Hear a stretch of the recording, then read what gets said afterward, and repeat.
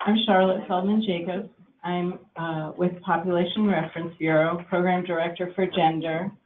We moderate the IGWG listserv and website, and I'm thrilled to see such a great attendance and deep, deep knowledge and experience on gender-based violence. As Amy said to me before we got started, we really need to work harder on putting ourselves out of jobs. So we're working on it. I don't have to tell you this is sponsored by the Interagency Gender Working Group, which is funded by USAID, and I see a lot of USAID faces here, so thank you so much for coming. The topic, as you know, is continuing the dialogue from SVRI, the Sexual Violence Research Initiative Forum that was held in Brazil, which many of us did not get to attend. Can I see a show of hands for people who were there? Oh, wow. Jealous. Okay, great. Thank you. Let me start by introducing Liz Dartnell, who's coming in from South Africa by GoToMeeting and is going to give us a brief introduction to the lessons and the amazing attendance and coverage of the SVRI forum. And then I'm going to call up our three panelists who I had meant to add up the number of years of this kind of work that they've been doing, and I thought better of it. Yeah. But then I'll introduce them, and the way this is going to go is we're going all the way through, in theory, to 11 o'clock. We have the room until noon, so I'm going to be kind about cutting off people. The bathroom keys are on the back table. If you go out the back door, you'll follow the signs to get there. After Liz's presentation, I have some questions that I'll start off the panelists with, have them discuss, and then we'll move to a dialogue. That's what we really want to hear, is your questions for them and for Liz, who I think is going to stay on with us from South Africa. So let me introduce Liz Dartnell, who probably needs no introduction. Liz is a health sector specialist with over 20 years of health research, public policy, and project management experience, with postgraduate degrees in psychology and science and MSc.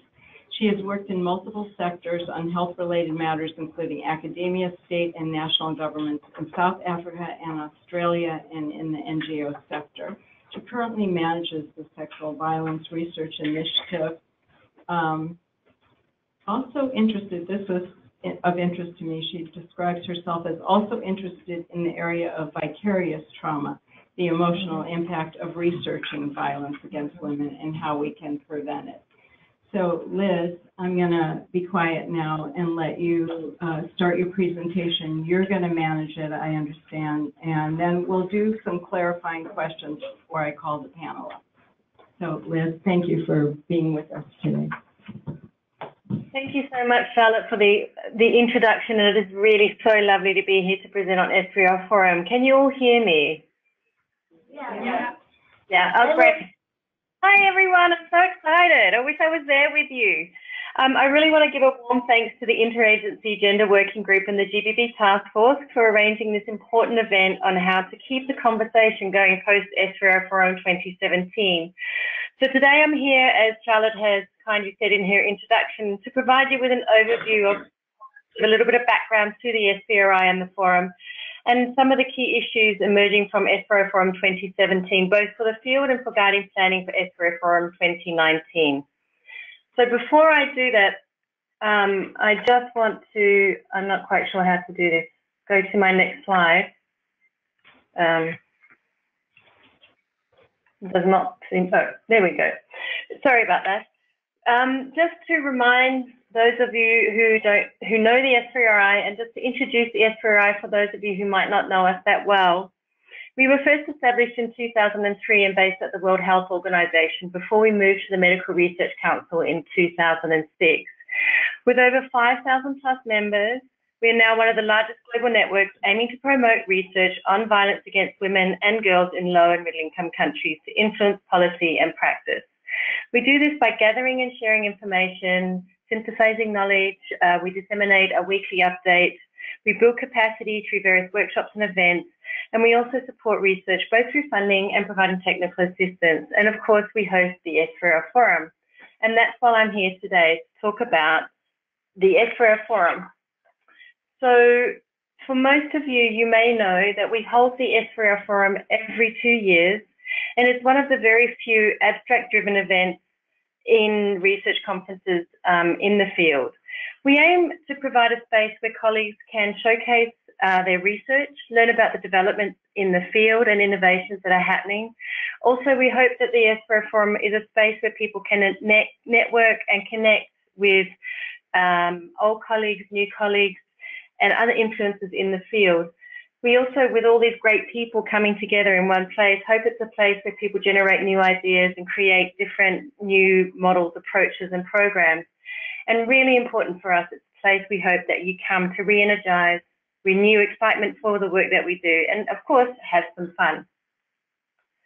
So you have some principles that guide the development of the SVRI Forum, and I just wanted to run this through with everybody. When pulling together a forum program, we strive to ensure that the forum is dynamic and interactive. We try to provide a mix of oral presentations, roundtable discussions, science pitches, and provide films where appropriate and possible, and try to socialize, provide opportunities for people to socialize and maximize engagement. We try to ensure that the SVRI Forum is innovative and ahead of the field, that new innovative research and interventions are being presented. We try to focus also on building capacity through our pre-conference workshops, which many of you have participated and helped us run. And we also want to prioritise the use of evidence to influence policies and programs. The SVRI Forum is multi-generational, we hope. We want to promote the participation of both young to senior researchers. And when we are pulling together panels, we do consider speaker experience and hope to try and create a mix of emerging researchers with global experts on those panels.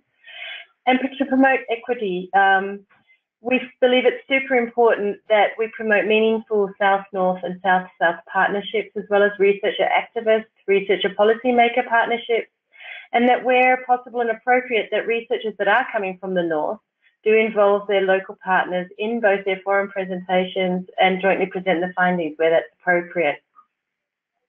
Interdisciplinarity in the program is also important. We try to encourage participation of multiple sectors and networks. And of course, we focus on low and middle income countries and prioritise research from these countries. So those are the types of things we think about when we're pulling together forums. And I just want to give you a little bit of a history of SVRI Forum.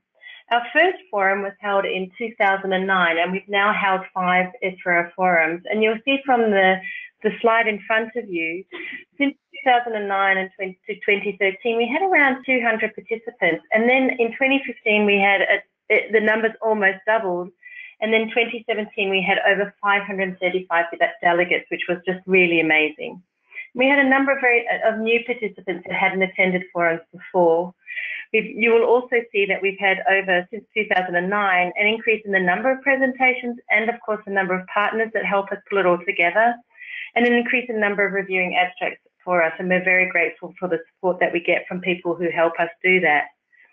And since 2013, we have tried to hold every second forum outside of South Africa in order to expand our presence and bring new learning to particular regions in the world. And we hope the next conference will be back in South Africa, but I'll talk a little bit more about that later. I also thought for many of us who attend, we have never really gone through what a normal forum program looks like. So this is a schematic of the SVRI Forum 2017 program, but the program is kind of similar to previous programs in the past. SVRI Forum 2017 ran over 5 days, with the first day dedicated to pre-conference workshops and the opening and welcome. Tuesday to Wednesday, we give to full days of conferencing, and this SVRI Forum 2017, we interwove participant-led events throughout those 3 days, and we try to have a networking event through those 3 days as well. We generally try to start every day with a plenary and then move into parallel sessions. We didn't do that every day at SVRI Forum 2017, but we have done that in the past. And at SVRI Forum 2017, we had 6 panels in each parallel session, so it was a really jam-packed program.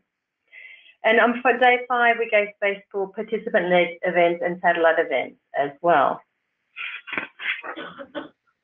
Just to give you some highlights and innovations at SVRI Forum 2017 and things that were a little bit different from previous forums.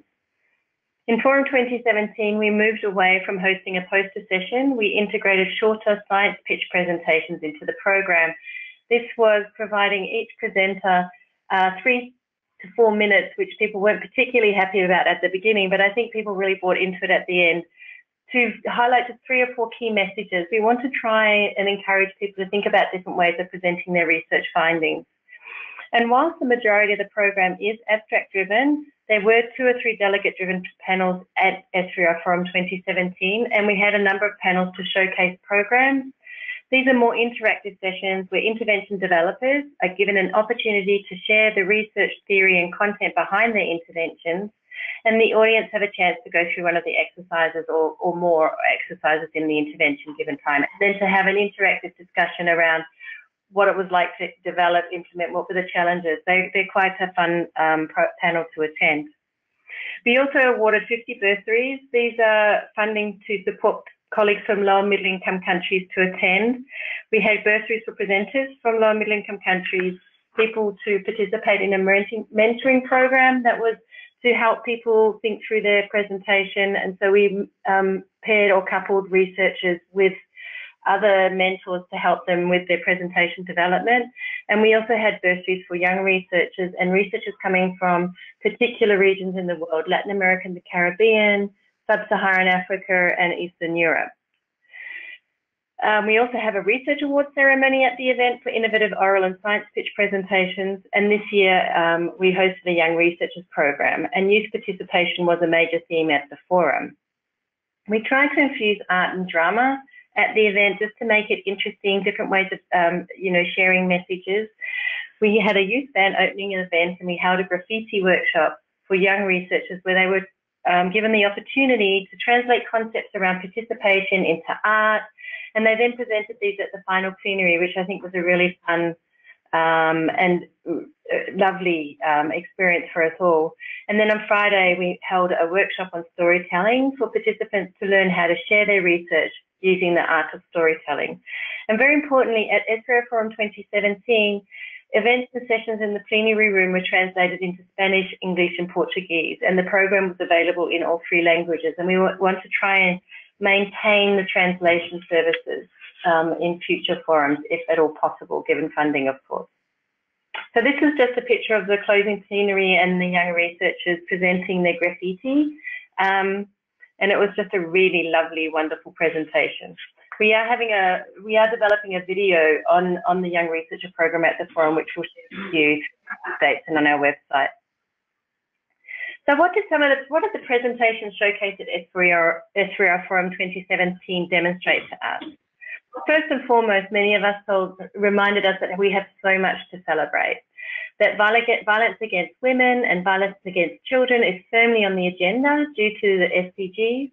We also know that violence against women and girls can be reduced. Presentations at the forum were far more complex and more sophisticated than in prior years, involving more and more diverse voices. The program is more diverse as well, with the SVRI Forum becoming a space to launch new initiatives. For example, we had the Coalition of Feminists for Social Change, COFEM, launched at the SVRI Forum. We had the Being Heard Project, which was a young researchers program. We had a joint learning initiative for faith and local communities on gender-based violence hub relaunched themselves at SVRI Forum 2017. And the Preventing Collaborative and the Community for Understanding Scale Up also launched themselves at SVRI Forum 2017. So it's becoming that space where you've got new ideas, you want to come and bring them to SVRI Forum to share them there. And finally, whilst RCTs or randomized control trial results and findings still form a major slice of presentations at the forum, we did see a small increase in presentations using other methods and approaches. So what did people have to say about SVRI Forum 2017? These are just some of the quotes from the evaluation of SVRI Forum 2017, but the quotes really highlight that we are meeting the aims of providing a diverse space for colleagues to learn, share and connect. So as the first quote says, congratulations on bringing together such a diverse group of people and creating an opportunity for sharing, learning and networking. What I liked most about SVRI Forum was the chance to learn about new research and programs happening around the world and connect to the global GBV community. Because often we find ourselves researching in isolation, and SVRI Forum is a really good space to come together and to share what you're doing with like-minded people. And as the last quote says, I'm delighted by this quote, that SVRI Forum was definitely the best conference I have attended in my 20 years of research in this area. So thank you very much for the person that gave us that quote. So what have we learned? SVRI Forum 2017 and the speakers there generated several key lessons that can guide us as we strive to advance the field. We need to, although we know that violence against women and girls is preventable, we really do need to protect and nurture the fragile gains that have been made. That these gains are fragile, and that we were reminded that without vigilance and sustained advocacy, these gains can lose traction. And I think it was Alessandra Geddes at her final closing said that we just need to continue to keep marching. And linked to this is there were strong feminist voices at the forum that reminded us that this work is political, that we must remember to keep women and girls' voices central in our research and programmatic endeavours, and to remain focused on addressing root causes of violence which stem from gender inequality and other forms of oppression and marginalisation. And I'm sure this is something we'll discuss in more detail today. The importance of continuing our efforts to make SVRI Forum a space of diversity, ensure researchers from low and middle income countries do attend and meaningfully participate was underscored. Although we were able to award 50 bursaries, we need to do much more. And Manisha Mehta, one of today's panelists, reminded us that diversity is not only about colleagues working in the field, it also means reaching out to movements and fields that intersect with violence. We have a lot to learn from social justice movements and from other fields, and conversely, they have a lot to learn from us as well. So maybe SVRI Forum is a space to bring us all together. And whilst we know a lot, we still are at the frontier of new knowledge.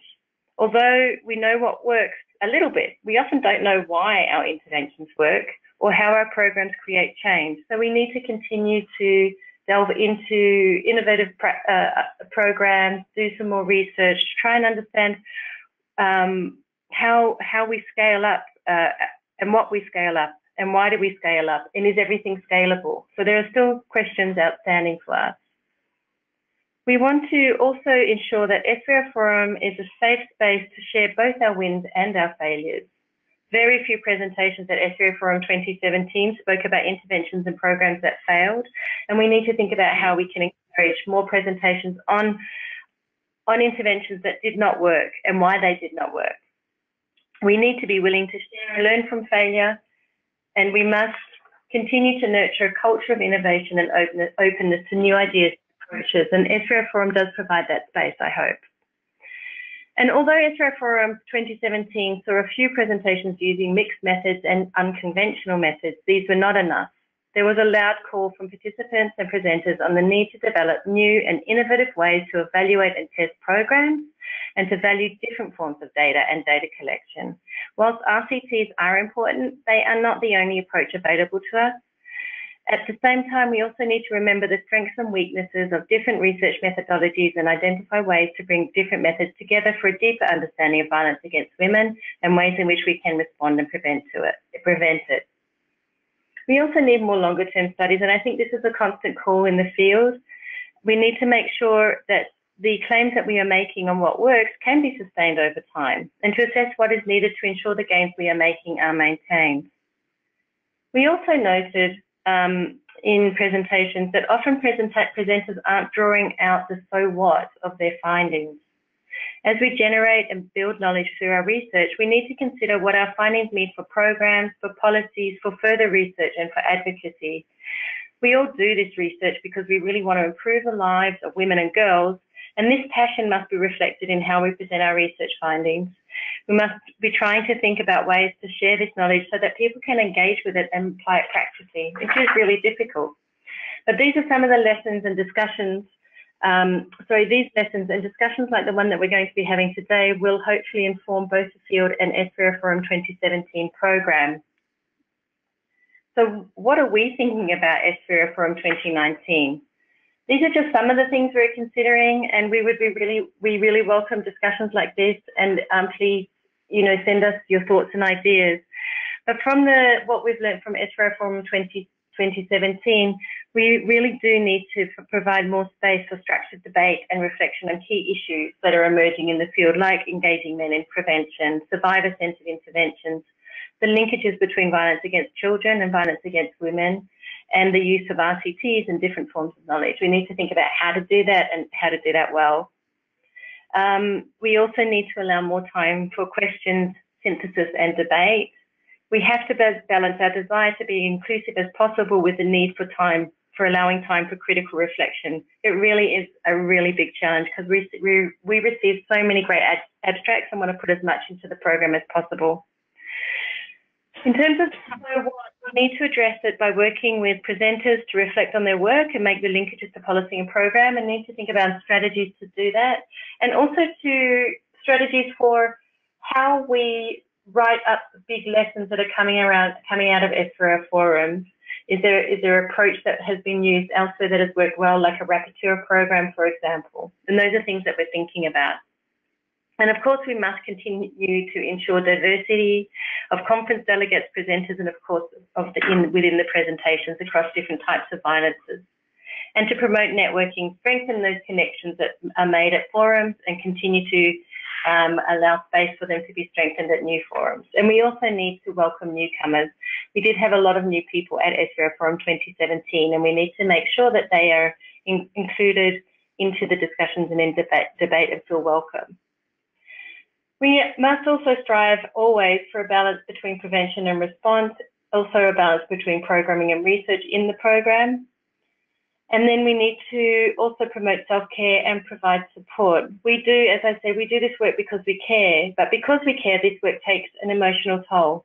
We want SVRI Forum to be that space to rejuvenate, to be a space where we can have those hard discussions, but also a space where we can get support if we need it. And then finally, and really importantly, we need to keep the momentum going in between forums, to explore ways to promote good science, embrace activism, and nurture solidarity. And I think today's event is a really great start in doing that. That being said, I'd also like to invite you to attend SVRI Forum 2019. We've already set the date, so please put it in your diary and in your budget. It's from the 16th to 19th of September, and we are planning to hold it in Cape Town. So please, if you need more information, you're welcome to email me or email the SVRI, visit our website. And just to let you know, all the conference presentations that were made available to us are now up online, along with all the pre-conference workshops and some satellite event presentations. And all of the issues and the discussions that I have raised in this presentation is available on the conference brief at the following link. Finally, I'd really like to again thank you for this opportunity, and I look forward to listening and where possible engaging in the discussions to come. Thank you.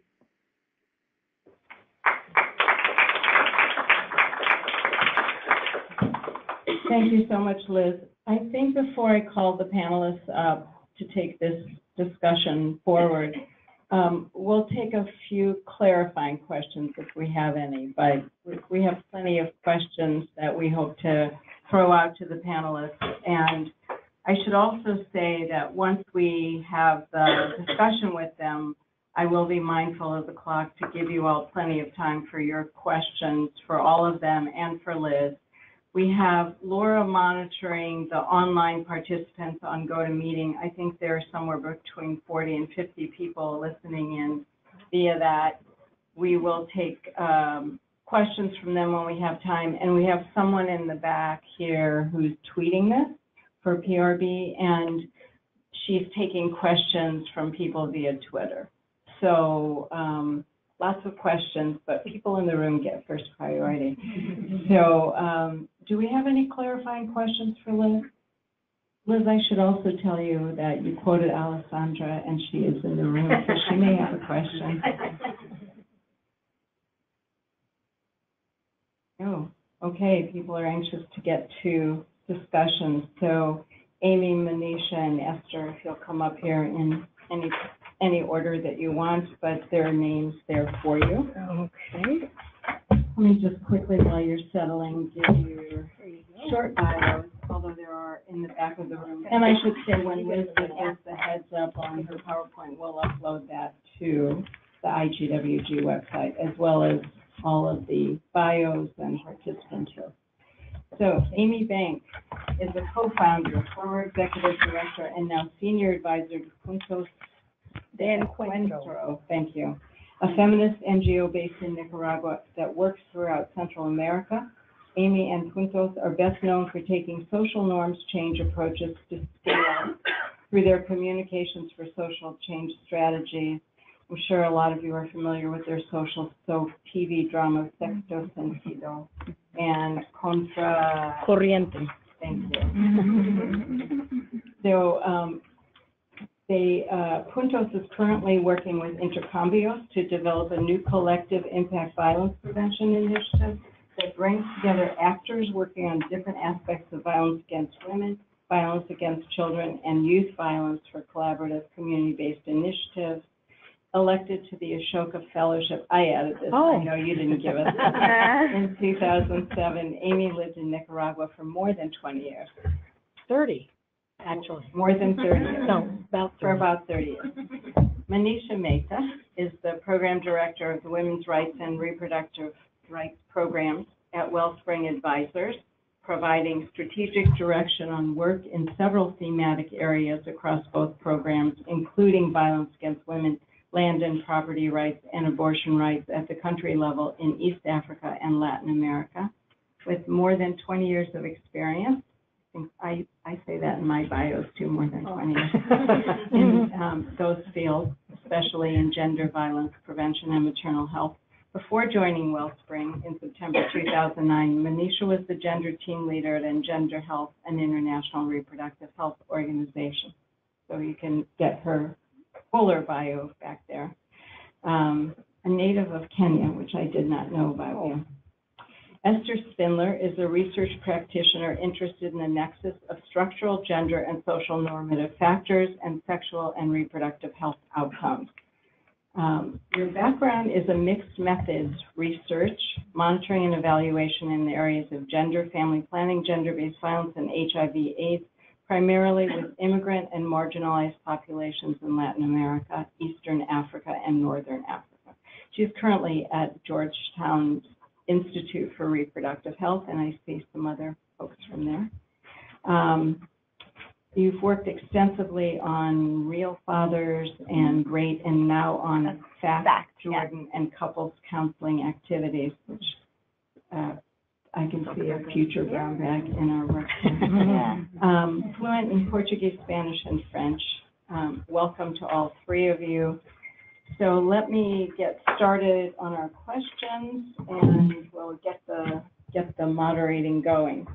So thank you, Liz, for giving us a good overview from which to start on the most recent SVRI forum. It was, I'm sure, almost like being in Rio de Janeiro. We did not get to go. Didn't get to see Liz's bikini. Did not, no, we did not.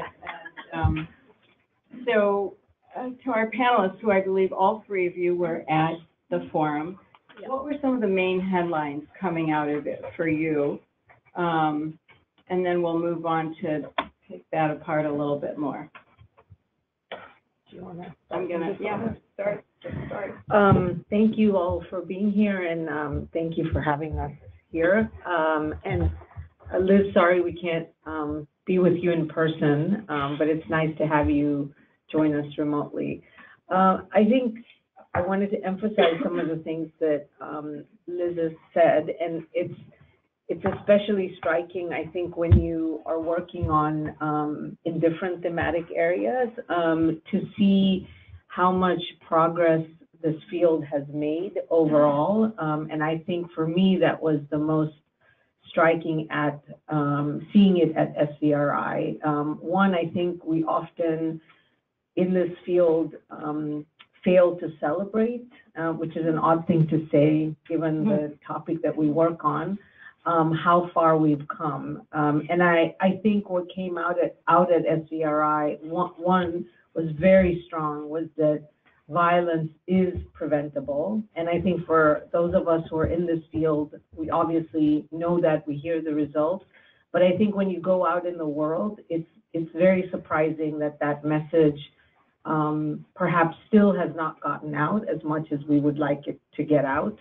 That's one. And I think for me, and I think we can unpack this a little bit more, is that we are seeing actually that some of these changes can be sustainable in the long term. And I think that's another message that we need to get out, and the connections between violence and other issues around gender. So I think often when we talk about it in terms of violence only.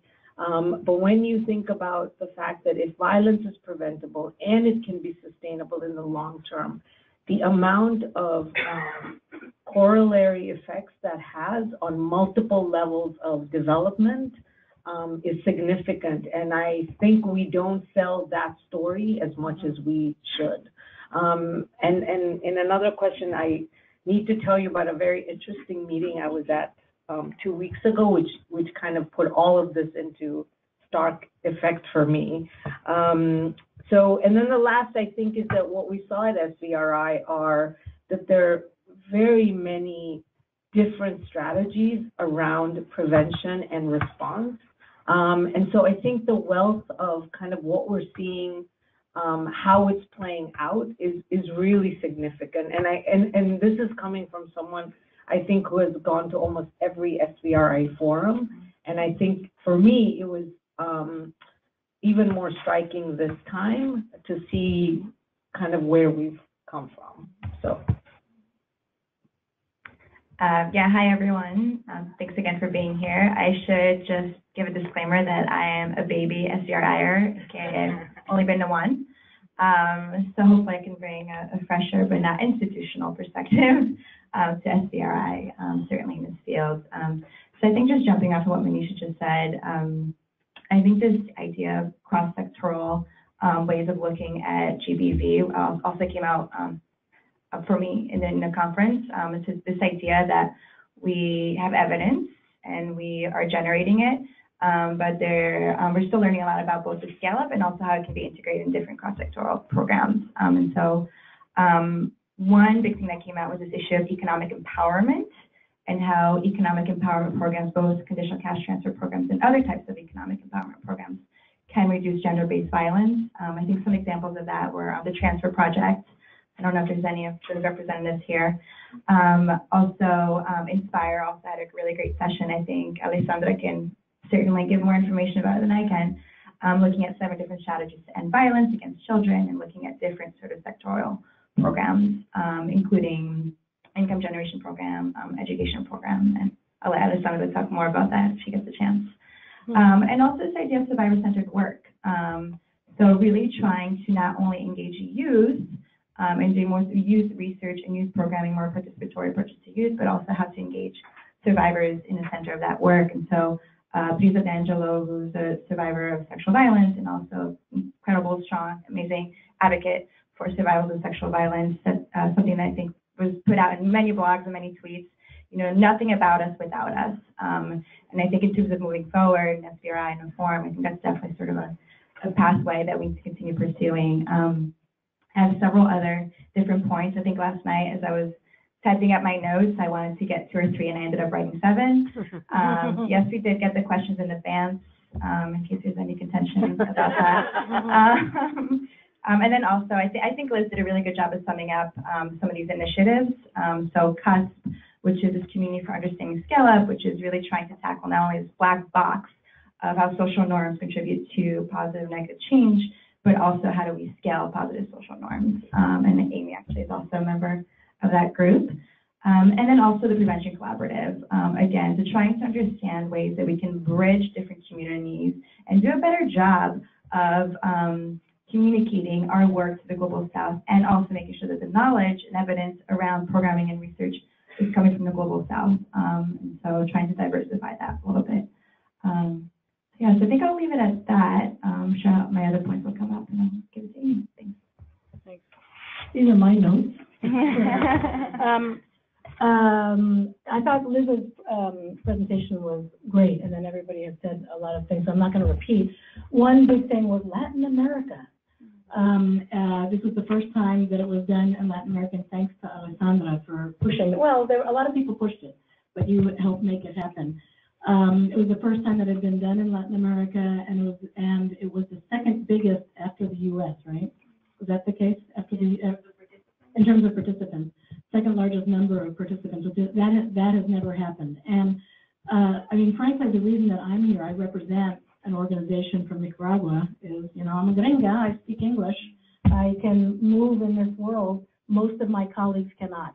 And that is, I think, a really big and important thing to remember. And it's really interesting, especially in the case of Latin America, which has a very strong history of social mobilization and organizing, and a tremendous number of lessons learned around movement building and kind of feminist practice and stuff. And yet, it doesn't move up a lot because it's all in Spanish and doesn't get translated, and it's not in peer-reviewed journals, et cetera, and so it's not taken as a real thing. And the stuff that's coming out in English doesn't usually get translated, and even if it does, it's on websites that most activists and people don't look at. So there is that still big divide. So it's a really great step to have it in Latin America and begin to move that forward. And I think that is something that will continue, and I think that will be really good. I think that it was another thing was me as a practitioner and not as a researcher. It was great to see so many other practitioners as well, and to have the connection between practitioners and researchers, because the research, if this is all the research is done so that we can figure out how to better do the work is done by the people who do the work. Many of the people who do the work are not the people who are actually even sitting in the offices doing what they call programming or even policy development. They're actually activists and working in small local organizations. And so to the extent that we can keep that connection going, I think that that's a really good thing. And I think that SVRI is making tremendous efforts to make that happen. So maybe they changed the name, and it's not. I mean, I think it's got to stay on research because it is the only thing like it in the world.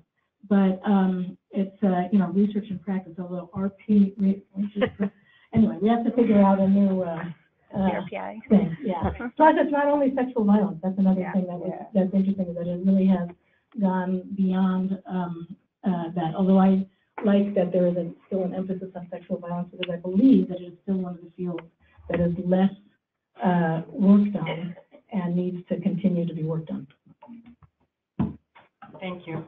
So, Manisha, you started us down the road to the second question that I wanted to get into, and that was give us some point from the conference about a dialogue that you were involved in, or an aha moment, or a story that was related to you, taking us back to that point. Sure. Sorry. So I think the one, I mean, lots of things, but the presentation that for me stood out, and it's actually building on Amy's point, was the study that was presented. I don't remember which day, the Candies in Hell.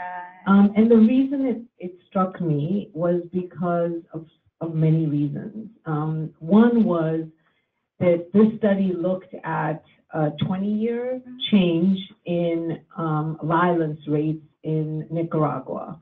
So first, we had a study that you know, we keep talking about kind of longitudinal change, and this looked at longitudinal change.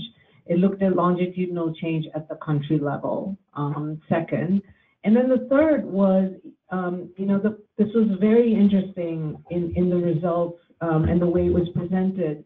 And I think we often forget this, especially, I think, given that this conference was in Latin America, I think this is important to remember, is that the reason, and there are multiple reasons why the change happened, and we all know this, but I think Mary did a great job of illustrating, and I think the results reinforce that this was a multi-component process of why this change happened, and of that, a strong reason was movements.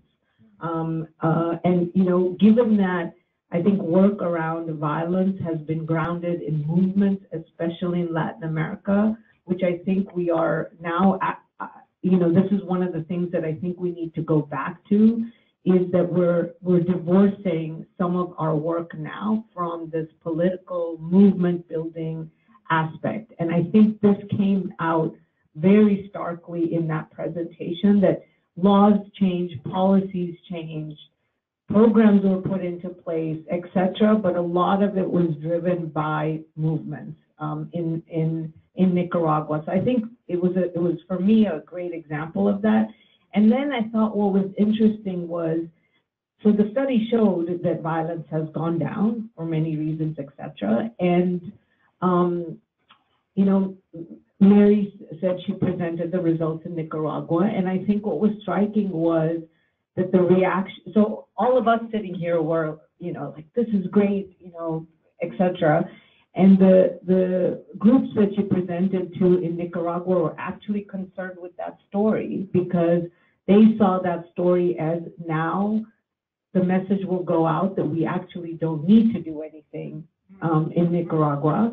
And yet, you know, I won't go into the kind of the political context, but, you know, it's a stark context, and things could easily swing back and are in many ways.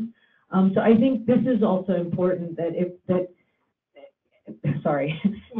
when you're thinking about the strides that we've made, and when you contrast this to other areas, you know, I think in general now, violence is on the agenda. People have recognized that it's an important issue.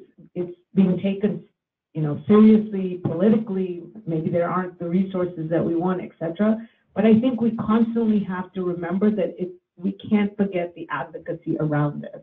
And I think we are in danger of doing that by sort of saying, well, it's on the agenda, and look, now we're seeing changes. But this perfect example shows that we have to be careful about tying in our messages to kind of broader advocacy messages around the work. Oh, I can, just to follow up on the, you stole one of my things. Sorry. That's okay, because I thought you'd be proud that thank you. I have another one up my sleeve. When she's mentioning Mary, she's talking about Mary Ellsberg. Sorry. Just for anybody who Everybody yeah. Maybe not everybody knew that. And one of the things that what you're talking about the result, just the numbers that she showed are, even though that intimate partner violence had gone down 50%, those numbers were still higher than the official numbers. And the official numbers are still frightening. It's just that there has been a decrease. And yet, sexual violence had not gone down, and still, of everybody who responded, 46% had suffered some kind of sexual violence. And from 20 years ago, there are many more new kinds of sexual violence that were not really present than sexual exploitation and trafficking, cyber violence, things like that. So anyway, it is still stark, but that is the case. So what was striking to me, my aha moment, another aha moment, was around a general sense of that we all speak from the context that we work in, and that is both either the country or the region, but also the field that we're doing, the kind of violence that we're working on, the populations that we're working on, whatever. And we have language that we've developed of what is correct to say, what is incorrect to say, what means what, et cetera. They're all very nuanced, and people get very upset about saying this or that or the other thing. So it's just the word protection. There was lots of discussion. Some people hate the word protection, and yet for many people, this issue, especially around child protection, is a very important concept.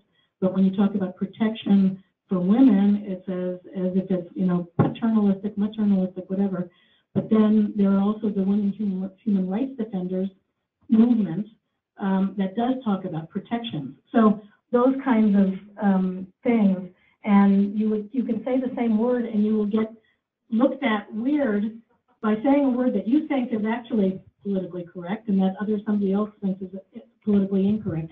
I also discovered, this is the same thing that happened about things that have to do with work in, for example, humanitarian and conflict regions versus in other kinds of situations. And those situations are so different, and the way that people then are working on it and talking about it are different than in other places. And again, this kind of how we say what we're saying and whether you're understood. We're even in a place like SVRI, where we were so in sync with each other, there was a lot of crosstalk and difficulties of trying to understand it. And that, I think, a lot came out in the men's, the issue of involving men and boys and engaging men and boys in masculinities and stuff. And I won't go into more of that because I know it's a specific question and we can get into it. Thank you. Yeah, so Mary's presentation was also one of my favorite aha moments. I also had the luck of presenting before her for that presentation, and our longitudinal study was just like a 1-year follow-up. Yeah, and I think tied into that, there was also a lot of other side conversations about the need to renew activism given our political context and some of the parallels, specifically, for instance, in a country like Brazil, which is kind of going through I'm going to be like sort of politically incorrect, maybe a sort of like recessive trajectory in terms of its government policies towards social programs, including gender-based programs and gender-based violence programs. And so Marcos Nascimento also talked extensively about that in his plenary, and I sort of thought, wow, this is so relevant to so many other places in the world, including the country that we're in right now today. Another big aha moment for me was really the need to understand better this sort of like correlation, interconnections in between intimate partner violence and violence against children. So there was a great panel on looking at the linkages between IPV and violence against children. And so a few people from Raising Voices, Sophie Nami, and others presented on the need to look at specifically at mental health and psychological factors within that relationship. And so Sophie Nami spoke specifically about some qualitative research they did in Uganda, and looking at, and what they found from their qualitative participatory research was sort of like 4 patterns of cyclical violence patterns. So for instance, experiencing bystander trauma, either as a partner or as a child experiencing violence in childhood, witnessing negative role modeling in childhood, being at risk of further victimization, and my pen is hiding the 4th one, and having some sort of displaced aggression, so displacing whatever you're experiencing or witnessing in your other relationships. And so to me, that kind of stood out as like, wow, we really need to dig further on this. Like, we know that witnessing or experiencing violence as a child can lead to further risk of violence later on, either perpetrating or experiencing, but we haven't really sort of delved deeper into that. Also in that same panel, a great researcher from, I think it was the University of South Australia, Fiona Buchanan, presented on different participatory approaches she used with a small group of women experiencing violence but trying to raise their babies, infants. And so what she did as part of that participatory research was use clay to allow the women to just show their experiencing of mothering a child while experiencing violence. And if you have a chance, check out the presentation on the website, because she shows actually the pictures and some of the quotes alongside. And it was just really powerful. And to me, again, it just kind of resonated the importance of like, how do we communicate this, right? Like, how do we communicate the importance of this work and the need to understand the psychological consequences of experiencing violence in our research and in our program and our advocacy. So yeah, so that was my big aha moment. Thank you. So I was going to keep us talking about the greatest strides, and I'm really just going to go right to controversial topics or areas of interest, because I want to make sure we have enough time for this. So Amy raised the role of men and boys, and I think we should go right for it, and keeping women and girls at the center. And was this an area that you all felt was an area of controversy? And was there any resolution that you experienced or saw or strides in, or go for it? We can talk about other controversial issues too, Yes, right? of course. You want to start? Either way. Go ahead. So yes, I think there is tension around that topic. I think it's actually, I felt it less at this one than I did at the previous one. And I think partly it's because this tension is out there and we're talking about it. Is there a resolution? No. As in, I don't think the package has been tied up nicely. I think it basically comes down to, which I think we do forget in this field, that this is a very political issue. How it plays out is political.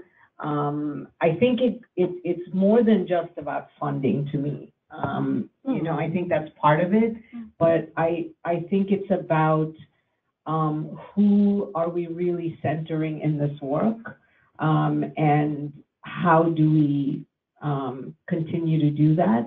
I also think, and I'm going to throw this out there, I don't know if other people had this reaction. Sometimes I wonder how much of this is, first of all, two things. One is how is this kind of topic playing out in sort of subfields in this area? So for example, is this more critical in the humanitarian space versus kind of the non-humanitarian space? I think that's something to unpack. And then the other thing is, I wonder how much of this is driven by, honestly, by specific individuals who are so tied to one extreme way of thinking or the other. And I think that's something to really kind of unpack. The other controversial area for me actually was the linkages between violence against women and violence against children. You know, maybe I'm biased because I'm coming from the violence against women space, but okay, here we go. No, I think for me is, I think that what I feel from coming from the violence against women space is that we do truly see the linkages with the violence against children work. We see this as a very interlinked, that it's difficult to separate, and that working on one obviously has a very strong impact on the other. And I think the way this women's space is approaching this is that where possible, you need to do this together. You can't de-link, etc. And the sense I got from the violence against children space, and I think this partly comes from issues around protection, etc., is that that the issue in their mind, they see the connections, but the issue in their mind is not as interlinked as we see it. For some that are coming into the space, meaning that, you know, I'm not sure we would say that one needs to come before the other.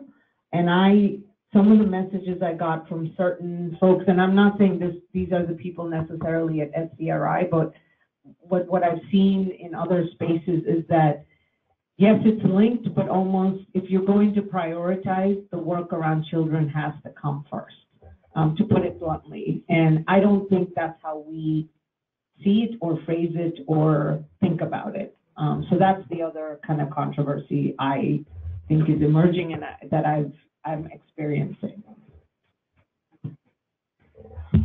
Yeah, so I would definitely agree that the sort of controversy around male engagement and how to approach it in a feminist perspective isn't as sort of controversial, I think, as even was a few years ago, albeit I was not at the last conference. I think that maybe some of the debate was around, like, you know, worries and concerns about losing, like, the feminist historical, like, movements. I think there was an interesting pre-workshop around how to do, you know, how to have a feminist perspective in male engagement, and I don't think that was sort of resolved really. So I think that's kind of an ongoing debate. But with that said, I think we've come a pretty long way in terms of valuing male engagement in this field.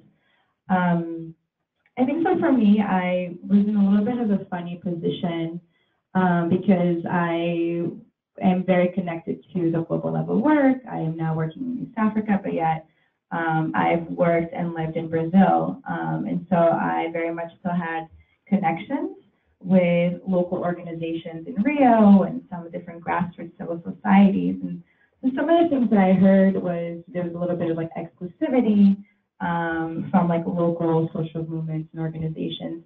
With that said, I don't think that's something that's just unique to this conference. I think that's something that we're constantly struggling with conferences, of like how do we make sure that the global and the local are sort of harmonized, and we include inclusivity, or we have inclusivity and we have diversity. I think SVRI does a really good job of providing scholarships, engaging different stakeholders from both the global north or the global south. But I think that what I heard was that we needed a little bit more diversity. I think both in terms even of like, having white female panelists and also having like other different sort of representations. So yeah, I'm curious to talk more about that. I'm sure people are going to have questions and comments about that. So on the engaging men and boys stuff, I think it was still quite potent. I was at the previous SVRI, and that it was all bubbling over there, and with the organizers, we decided to do a spontaneous workshop that we called Addressing the Elephant in the Room. And it actually had it was spontaneous, it was not on the program, kind of just went around word of mouth, and people showed up, and it was a big discussion, and I helped facilitate that. And it brought up a lot of different points, none of them which got resolved, and you can't resolve them in an hour and a half conversation. And so there was an attempt at this last SVRI to continue that discussion, and in the pre-conference, there were a couple of workshops, one that I also helped facilitate because my colleague, Osvaldo Montoya, could not do it. And just to say, Osvaldo and I started working together in 1992 in Puntos de Encuentro when we hired him to start the men's program. As a feminist organization, one of the first feminist organizations started working with men, precisely because we said if you can't work with men, we're never going to end violence against women and children. But it was from a feminist point of view. And so Osvaldo has a very long trajectory of working on that, and was going to be doing this workshop, but he couldn't go, so I filled in for him. And it was interesting because there was this workshop kind of on accountability of men's work to women's work, and then right after that, there was another workshop by the Coalition of Feminists for Social Change that also dealt with the same issue, but they were different. And what I saw was there were three strands going on at the conference. One was kind of the engaging men and boys world that is kind of gaining currency as a field in and of itself, with specialization, specific organizations and networks, and doing this kind of work and specializing on it, figuring out methodologies, et cetera. There is, and that has been part of the controversy is how are those organizations and networks accountable to the women's organizations and the women's movement around all of this stuff, because there often is the potential for things to kind of go off the rails and become a men's rights movement against women. But there's the potential for that, but that doesn't always happen. Then there is in fact a pushback around that, and that was expressed a lot in the Coalition of Feminists around the lack of accountability and how often this work ends up taking the place or competing not only for money but for space and protagonism, in part because there is such an interest by donors and policymakers on the engaging men and boys work that gender-based violence or gender now is considered, both men and women, or gender neutral or gender bending or whatever, but that it is so that doing gender-based violence work, meaning do as much with men as you are doing with women. Has become a neutral and unpolitical topic, and So there's been pushback about that. But there's also a third group, and now a lot of those people were in the workshop that I did, and we had no idea who was going to come, really. And those are people who just are interested in figuring it out, saying, look, we're working in communities. Communities are made up of men and women. We're working on violence against women. We've got to work with the men. How do we do it? And they had no real notion of this fight that's going on of, among personalities and organizations and stuff. And they don't really care. They just want to get some good work done on the ground and say, come on, how do we do it? So there's a little bit of frustration, actually, in our workshop because, in a sense, we're trying to address the controversies that were coming up around this and say, okay, let's figure out how we can get this whole thing together. And people are saying, come on, let's talk about the work and figure out how to do it. So I do think that, and one of the things, I don't know, Elizabeth, you're still online, I think that we do need to really engage in the head-on-head debate, very specifically of the debate at that level, at that political level, and have another whole level on what does this kind of work mean in terms of programming and politically and at a community level and what we're doing, and not only the community level, the kind of advocacy that we do with decision makers and stuff. Because one of the big criticisms that I do think is important is that much of the men's work that is being done is kind of awareness raising and individual kind of, awareness of men. Yeah, maybe I should help wash the dishes and change a diaper now and then, and et cetera. But that the issue of being politically, being able to be politically active in spaces of power and decision making to press women against a violence against women agenda and keep pushing forth women's voices as opposed to the men's voices. And this is true of, like, again, me, I'm the white woman up here, and yet it's because many of my colleagues can't be here because they're farther away, they don't speak English, or, whatever. So there's a lot of different things, and how do we advocate? And there's one more point that I was going to make about this that I don't remember at this very moment, so I'm going to have to say it later, and maybe other people will make comments. But I know it was really important that we should say. And we will give you that chance. So one of the things I was looking forward to here, aside from hearing what Agnes said, I remembered you it. heard. Okay. No, I remembered it. You remembered. Okay. So, sorry, before I forget it again. There's also this thing about what are the entry points for working with men and boys? And there is a sense from a lot of feminists, of which I am one, dyed in the wool, but that somehow working on work around men and boys is only to make things better for women, and that there's no real benefit in actually taking into account how men live and feel and work, and that somehow actually working with men on their own stuff is somehow a subversion of this. And I do think that there is a role for that working with men, but I think that we can call it something else. I mean, it's people work with, indigenous people, work with sex workers. I mean, it is a field, it has specialties, et cetera. But I think that the extent to which we try to bring it all together makes it complicated. And we know that in many countries, women are going further in education. There's all kinds of stuff going on with men and boys in terms of life expectancy, in terms of violence being committed against men and boys, by men and boys, et cetera. And those are actual real things that need to get dealt with as development issues, as human development issues, et cetera. And so when we conflate them, then it's kind of putting us into a hierarchy as I don't know if it's a suffering hierarchy or what it is, but in fact, we need to be working on all of them. I think that one of the things, and this is one of my controversial positions, is that within the field of violence against women, the issue of the engaging men and boys organizations and networks as specifically working on violence against women was something that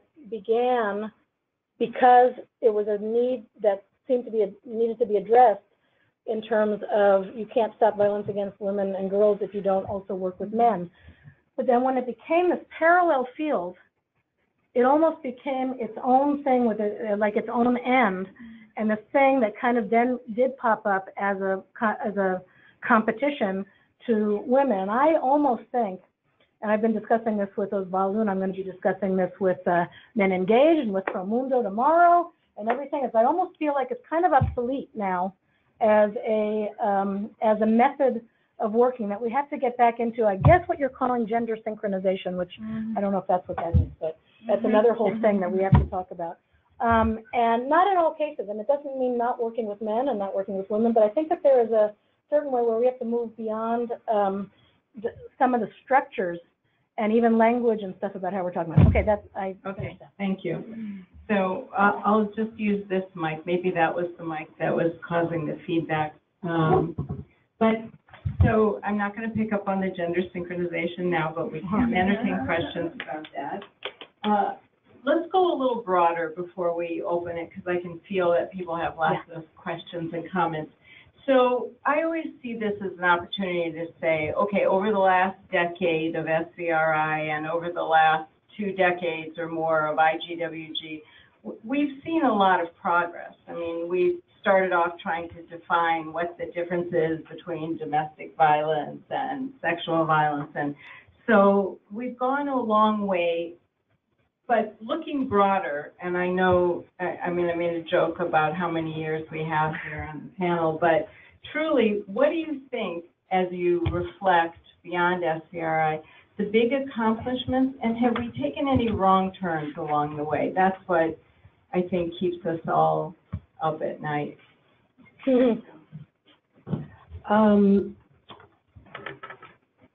So I had a little bit of a hard time with this question. Partly because I think, and this is not like I felt like it was an interview, you know, when you go in and say, what is your one flaw? And then try to say, well, here's my, you know, I overanalyze, but sometimes that can be a good thing. But I actually think it's the maturing of a field, so it's hard to sort of say a wrong turn. I think we, you know, and I'm going to go into the last question because I feel like, sorry, it's related and I want to raise this. One, I think, is that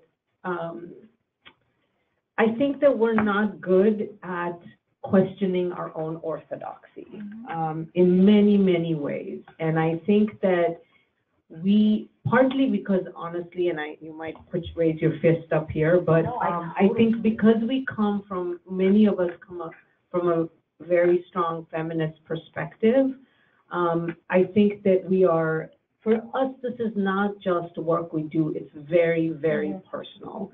We have been personally affected by violence. We bring everything to it, and I think when you do that, which is, it's critical, there are times when you cannot step back. And because of that, I don't think we often ask ourselves, you know, all of these things that we think, that we say we need in order for this to work, you know, is it really working? Is it, I hate putting it this way, but is it giving us the greatest bang for our buck? So I think in many, many ways, we just don't address the orthodoxy. You know, maybe certain things that we say we all are kind of tied to, they may not work in the way we want them to work, and I think it's okay to say that they don't work. And I think one of the things, and this is not a reflection of SVRI, this is what I'm going to say now, I think it's a reflection of the field, is that we're producing all this data, some of it actually has null results, and we don't want to say it has null results. You know, maybe it failed, but I don't think that's a bad thing. I think the question to ask ourselves is, why did it quote unquote fail? Why did it not give us the results we want? And because of that, how has it contributed to the field? And I don't think we do that. Even at SVRI, there's studies that we heard about which had no results, and I still feel, and I'm guilty of it as much as anybody else in asking myself as a funder now, what is it that I funded that didn't work, you know? And I think we always try to find that one small thing that kind of worked, as opposed to saying, you know what, I made a mistake, or this is what I thought, or misjudged, and it's okay to say that. That's the only way this is gonna move forward. The other thing I wanted to raise, and I think it's related with the orthodoxy point, is a week ago I was at this is a meeting I wanted to tell you about. Fascinating meeting that was on IPV and economics. And you know, I'm involved in a little bit in this, and the reason I went to this meeting was there were 15 economists presenting on this, and I knew one of them. So I was a little surprised because we have a field that also works on this. They were all European researchers based at European universities, and so I was like, okay, who is this group that somehow, you know, many of us have not come across? And I asked a lot of other people, and they hadn't heard of them either. And it was fascinating on multiple levels. One, that so here are people who are actually agnostic. You know, they're working on this issue. They're not coming from a personal point of view. So they do not have certain, they're really just looking at this as an interesting issue which in and of itself is interesting. And, you know, I think that there is a diversity, and I keep saying this, and you've heard me say this, but I think, I'm sorry if I'm repeating, but I think it's important that there's a diversity of disciplines working on violence. And if we don't, it's both an opportunity and a cost. If we don't engage,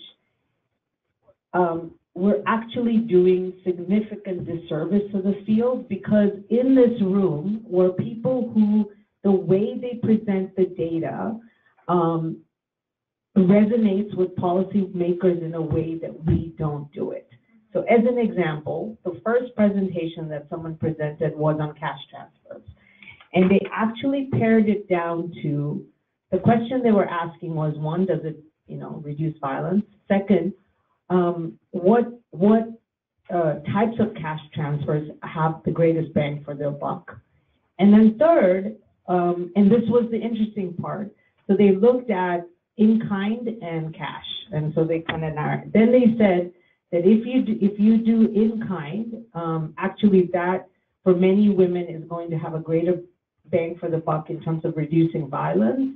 And they actually gave a numerical figure for that cost. And they said, you know, governments are unwilling to do in-kind because the cost of rolling out that program is significant. But if you compare the cost of that versus the cost of if a woman experiences violence, the cost of her productivity, it's still cheaper than the cost of productivity. So they are paring it down to these numbers that policymakers want to hear. $5, you know, $10, etc.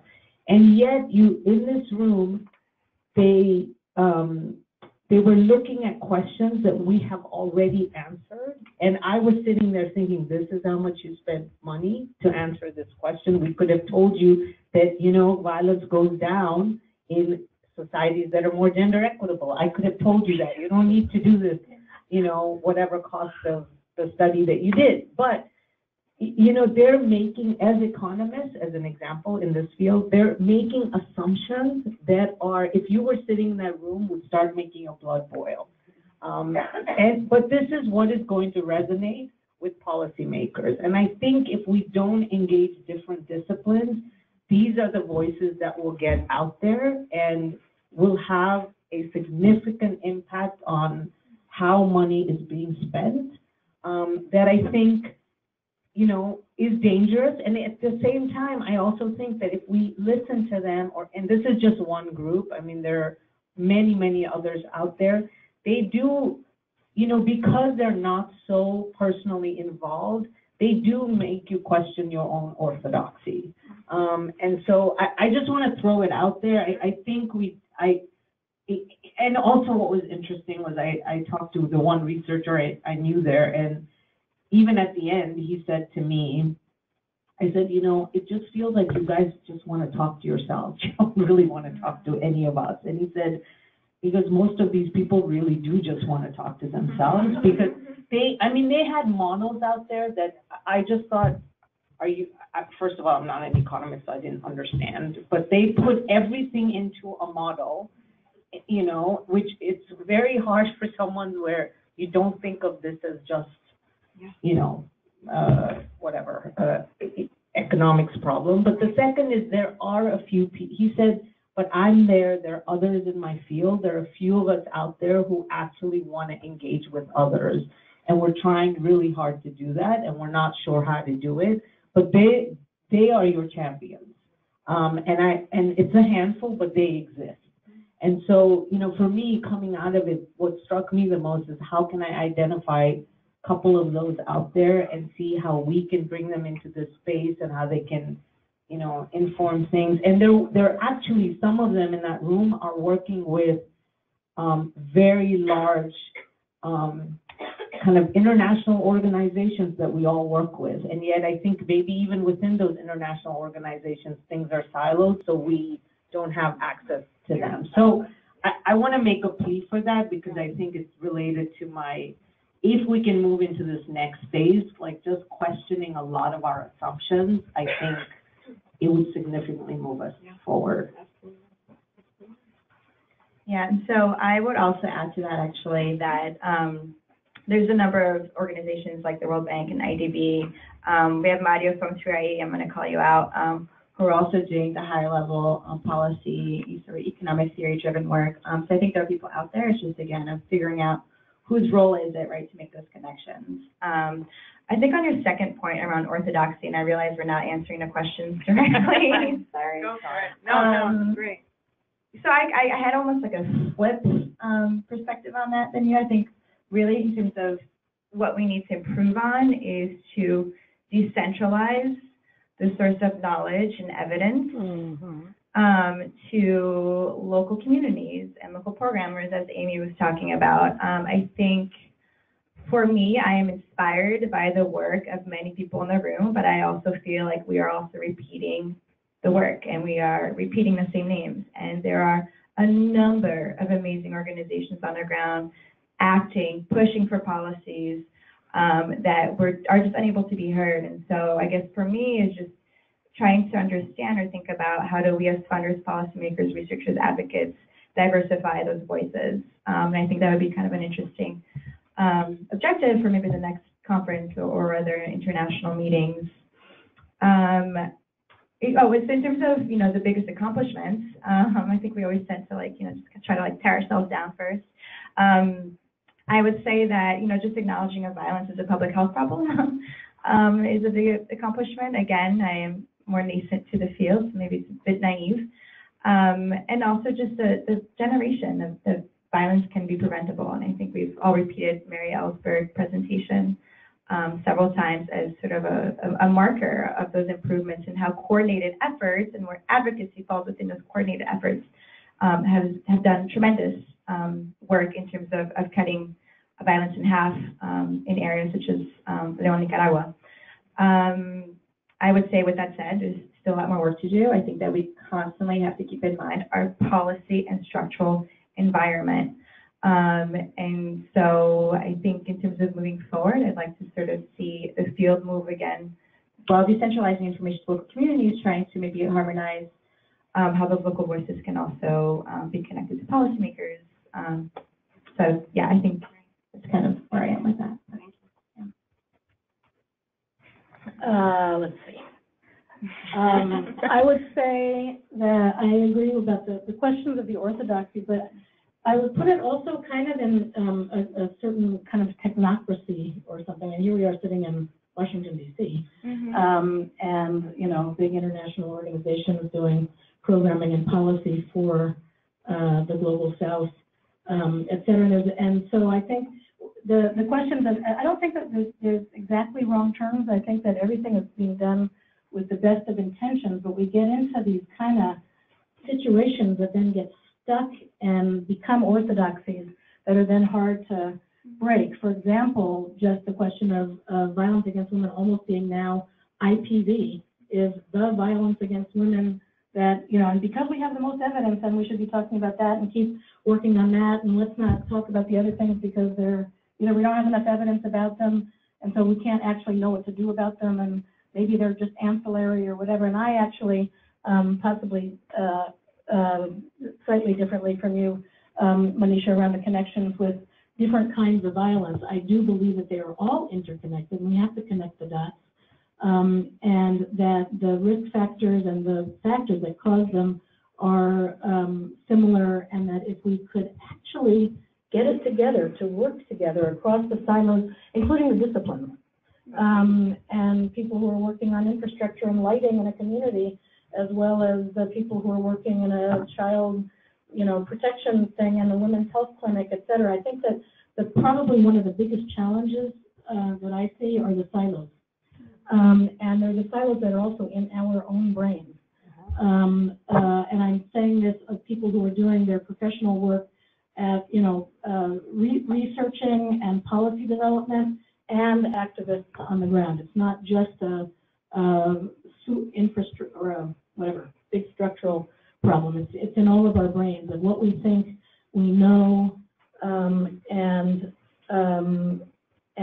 the language that we use, et cetera. And I've had the opportunity to start trying to push in on working around youth violence in Central America, which is, as you know, is a very major problem. And to me, is a completely gendered problem and issue that has to do not only with male-on-male violence, which is what it's often thought of, but violence against women, and comes from the violence against children and what happens to make men become perpetrators, and in many different things. And it's still seen, though, as, well, that's not really in our field. That's kind of another thing, and that is dealt with in security and the military and governance and putting people in jail in the criminal justice system. And so we have these, we have our own silos of how to figure this out. And I think one of the things that we're working on is trying to figure out how to do this collective impact stuff where we're not everybody has to do everything, but we have to actually talk to each other and talk to people who we don't usually talk to and learn from it and figure out how we can be complementary.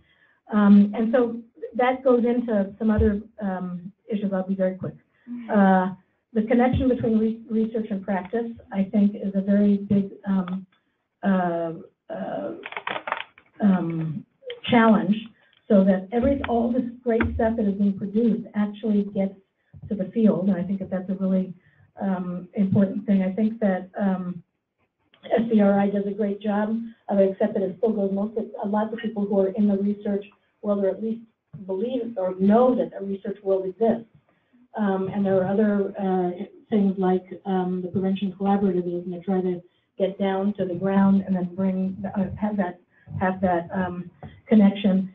The issue of the issue of scale up and using RCT, that was another controversial issue. Not controversial, but the issue of what constitutes legitimate evidence, when evidence-based is now, you know, the whatever the term du jour of anything to be even considered on anything has to be evidence-based. And I remember when we were doing our work in Nicaragua many years ago, and we had our own evaluations.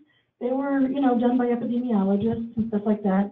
And yet I was told by the director then of the Johns Hopkins University and the Center for Communications, Amy, if you don't have really hard numbers that U.S. researchers will respect and that get into a peer-reviewed journal, you're toast. And so none of the stuff that you've done makes any, he says, you know, all of your stuff, because it kind of sounds anecdotal. And I said, yeah, but, you know, anecdotal. And he said, because you have to also be able to attribute it. I said, wait a minute, we're a movement. What the work that we're doing is part of a movement. How do you attribute your impact to what you do when you're part of a whole thing? And so, anyway, we all know this. I'm not going to go over this, but everybody knows it. But we have to address it and figure out how to make this work so that we can so that we don't get stuck in our technocratic visions of things. And I think I will leave it there for the moment. Thank you. And if I go over here, try and turn this guy on. Oh, okay. Oh, So, thank you so much. And I know that you're worried that we only have a half an hour left, but we actually tricked you by saying it's ending at 11. And I know you guys might have somewhere you need to go, but let's just go as long as everyone's here and has questions and we can stay in the room and no one's going to close out. So I think we have to give Liz the first opportunity if she has a question for the panel, and then we're going to open it up to the room. Can you?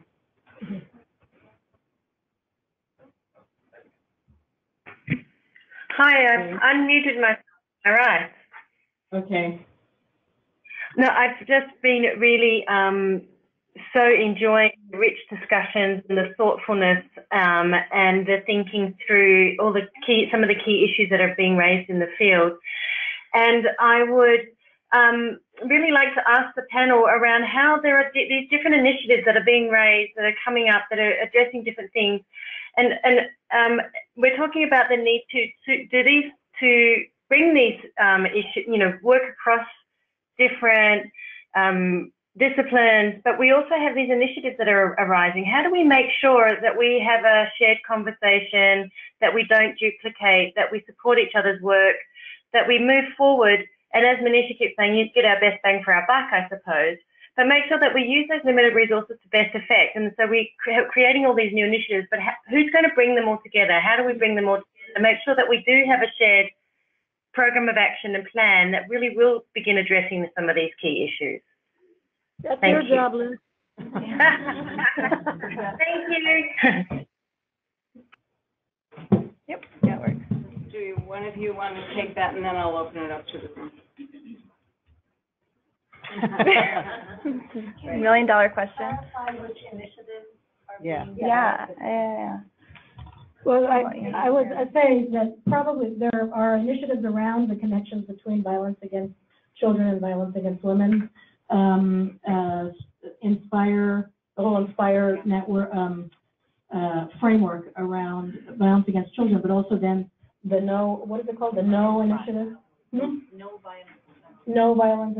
But anyway, there's a whole bunch of stuff that's going on around that, around the intersections around violence against children and violence against women as a field. There's also the field around economics and economic empowerment and violence. And then there are the initiatives like the Scale Up initiative, the Community for Understanding Scale Up. And in the coat room, I have all of those briefs, and I will put them on the back table after we talk. And the Prevention Collaborative. And then there is the Coalition of Feminists for Social Change that are bringing critical thinking to a lot of the things that are going on in the field, and having made big discussions and writing briefs and stuff. And then there are also the initiatives that are going on at the high level of World Health Organization, UN Women, all of the different UN and multilaterals, and everybody trying to get on the same page around the frameworks. And I have to say that I think that is one of an achievement and so those of you who have been working on that, like Alessandra and others, are bringing a lot of what has been coming from the field and even from feminist work into the mainstream and is now part of the conventional wisdom around social norms and gender and power and the ecological framework and multi-sectoral collaboration. That's now part of the actual thing. So having those things and sharing a common language, and then being able to see how that works. How do you get that together? Well, good question. But I think that, there's an overload there is definitely an overload of information, but I think that there is a community of people who are involved in various of these things, and if we kind of sat together and figured out a way that there could be another kind of newsletter, the newsletter that brings together all the newsletters. Oh my gosh. No, seriously, that called the things that really are of major collective interest around these things and that cross through, there might be something, but I don't know. But it's got to happen. Yeah. Big WhatsApp group. Again, that would be insane. As a person who uses WhatsApp vicariously. Yeah, so, I think we're doing it. I mean, I think having meetings like this, right, is helping to get the information out there. It's helping for people to learn today, oh my gosh, there's this CUSP initiative, there's this prevention collaborative. So I think this helps. I think that we also need to value these meetings. I don't know about you all, but I often think like, oh my gosh, I have a deadline for this abstract, or like, I have all these XYZ priorities and I don't have time to go to this meeting. So I think that we need to place more value to having these like cross-learning, cross-collaboration meetings and trying to find ways to do that.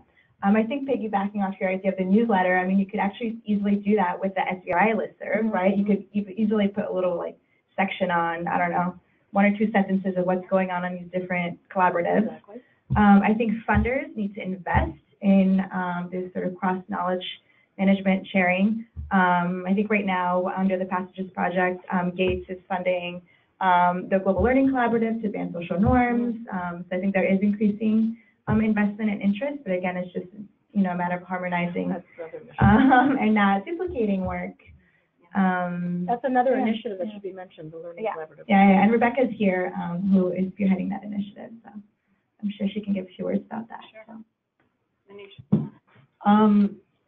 I don't have one answer. I think, so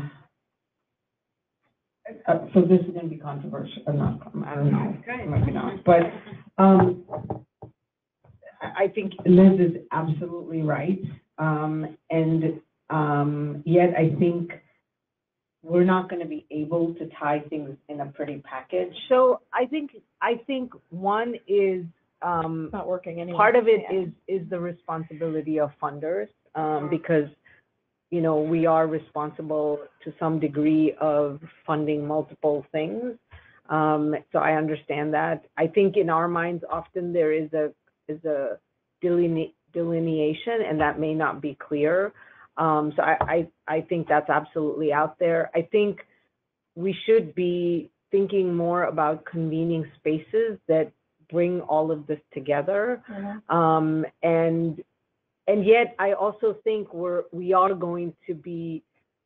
should be okay with, because I just don't right now, and maybe I'm just not thinking clearly, I think we can't avoid a certain amount of duplication. I think we have to limit that as much as possible.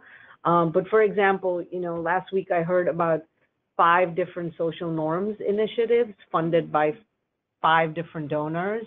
And we're trying our best to talk to other donors and learn about this and try not to duplicate that, but it's kind of happening, right? And on some level, I think many flowers bloom is actually a good thing, and it adds rigor to the field and energy to the field, and I think new initiatives coming up does that. So I don't think it's a bad thing, but there has to be a way to kind of say that if you're working on X, you should know that so-and-so is working on Y, and we connect the two of you, or connect that. So, the other thing, and I still think, and I could be wrong, but I still think, and this is, the other thing that SVRI made me feel, and maybe this is because it's my 5th one, is that it's getting bigger, but I still feel like I'm part of a family. And I think with that, there is a level of trust, I hope,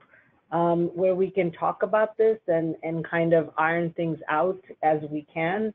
And I still think that's true to some degree, I hope.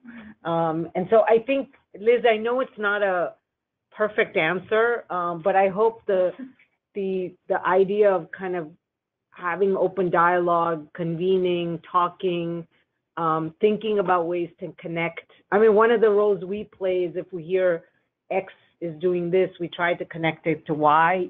If we do more of that, I know several people in this room who try to do that. So it's not a straight answer, but I feel like that's helping to do more of the connection. Okay, I'm going to try and turn this on and see if we can do this. I'd like to bring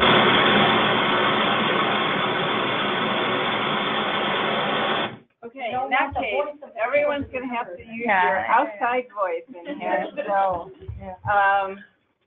who wants the first, opportunity here? A lot of names have been mentioned, so I'm gonna give you the first opportunity. All right, go into the field then. Chloe, Go ahead. And please identify yourself and speak up. Sure. Chloe Schwenke from ICRW. Thank you for an exceptionally good debrief. And I'm so sorry I couldn't go, because it sounds like something really, really important and incrementally important. I also think it's important to see that context. This is not necessarily an explosive new event, but it's a sign of progress that's being made, and that's sustainability matters. One thing I did not hear, and I would love to hear. Little louder. My voice only goes so far. Okay. What I didn't hear and what I'd love to ask you about is, and I'll make an observation to introduce this, and that is that there's so little research right now being funded in the space of transgender women and violence directed at trans women. Was the issue of marginalized persons, and particularly LGBTQI, and in this particular instance trans persons, was that mentioned or raised at SVRI, and were there any takeaways that you could share from that particular set of concerns? There were several panels. Should we take a few questions and then answer? Jill? Was the topic of sexual harassment covered? And if so, could you give us some highlights of how that's being addressed in the Global South? Okay, here we go. Harvey Weinstein's visa was blocked. I'm sorry? Harvey Weinstein was not given a visa to get there. Okay, Kate, I think this is an add-on. and please identify yourself. Oh, sorry, Jill Gay, what works with Association? Hi, Steve Gillis from Security. And I think this is building on to Jill's, which is specifically is how did the Me Too campaign resonate? If it did, I can't remember. No, it was after. Yeah. But yeah, still. Like, how do you guys see that mapping on? It's a really different group.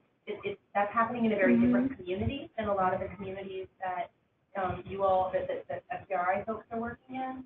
I'm curious how those things map on, either reinforce or perhaps in some instances attract, attention or spotlight away from each other. I think that's enough to get us started. And then we'll take 3 more. Who wants Quickly, to start? there were several panels on dealing with LGBT issues. It's interesting because the issue of that is part of the debate around gender-based, around the concentration on women, engaging men and boys. What does gender mean? Whether violence against, I guess the G and the T part, lesbians are still considered women, but the G as men and T as trans, either way, is in a sense still a contested thing as to whether that is part of violence against women. And it was interesting because in the workshop that I was doing around accountability and engaging men and boys, there was a lot of interest in talking about that because of the way that that kind of violence is incredibly gendered and especially misogynist, but it's also seen as taking away in some cases. Anyway, it's still a controversial thing, but there's, I think, an incremental, as you said, an incremental advance on that. The other thing about sexual assault and sexual harassment, there is the beginning of bringing the joining of the world of also violence in the home and in private spaces and in public spaces, including workplaces, but also the streets and, on the internet, and et cetera. That's a whole new thing of how do we engage the public-private spaces and stuff. And just to say around the resonance of the Me Too campaign, it's resonating a lot in Nicaragua, partially because the president of Nicaragua was reelected, a revolutionary left, as opposed to a populist right-winger like Trump. This was a populist left-winger, Daniel Ortega, and he was widely known to have sexually abused his daughter as well as many other girls, and people elected him. Just like everybody's saying, let the Alabamians, you know, decide. This is happening. So there is a resurgence of kind of how are we going to be able to hold accountable this, and there's a lot of Me Too kind of thing, yo también, going on. But obviously, it's, you know, it's a very different context, but I think that it does have resonance. Yes, on the topic of LGBTQ and transgendered panels, so there were a few, but actually one of my comments on my notes is that I still think that this is a big gap in our research, but I do think that it's very up and coming, although I hate using those words. And I think that there's going to be more research on this topic. I think recently, even in the US, there was a story, I don't know if anyone paid attention to this, of a PhD student from Columbia University, who's Black, who died in a domestic violence incident. So the way that the article was played out was that it was a result of gun violence. And so someone else had written out a different article that actually this is very much a factor of intimate partner violence and domestic violence. And why aren't we talking about this? Is it because it's a different population? And so I think it's an interesting moment of self-reflection, both in terms of like the global community and some of the issues that were going on here in the US. I think this kind of ties in nicely to both comments around sexual harassment and the Me Too campaign. I think for me right now, I'm at a moment where I'm very conflicted with what I do in my work and my research. It's like my research is always like about them, right? And yeah, and right now, and this is nothing new, right? All of a sudden, I'm just having an epiphany, like everyone else, that like, oh my gosh, there's so much work to do here. And so, you know, and again, like these private versus public spaces of violence that we experience personally here, yet we don't really do much about because we're focused on other spaces outside of our like domain.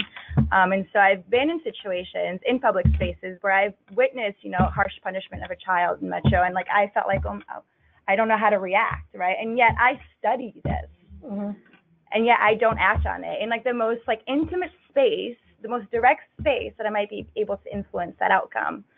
And I have several other examples, but I just think that, I don't know, I would just encourage everyone in our field right now to just like have a really good introspective look at what we're doing, right? Like, is everything that we're doing in our research and our programming really what we do as like our values and principles in real life?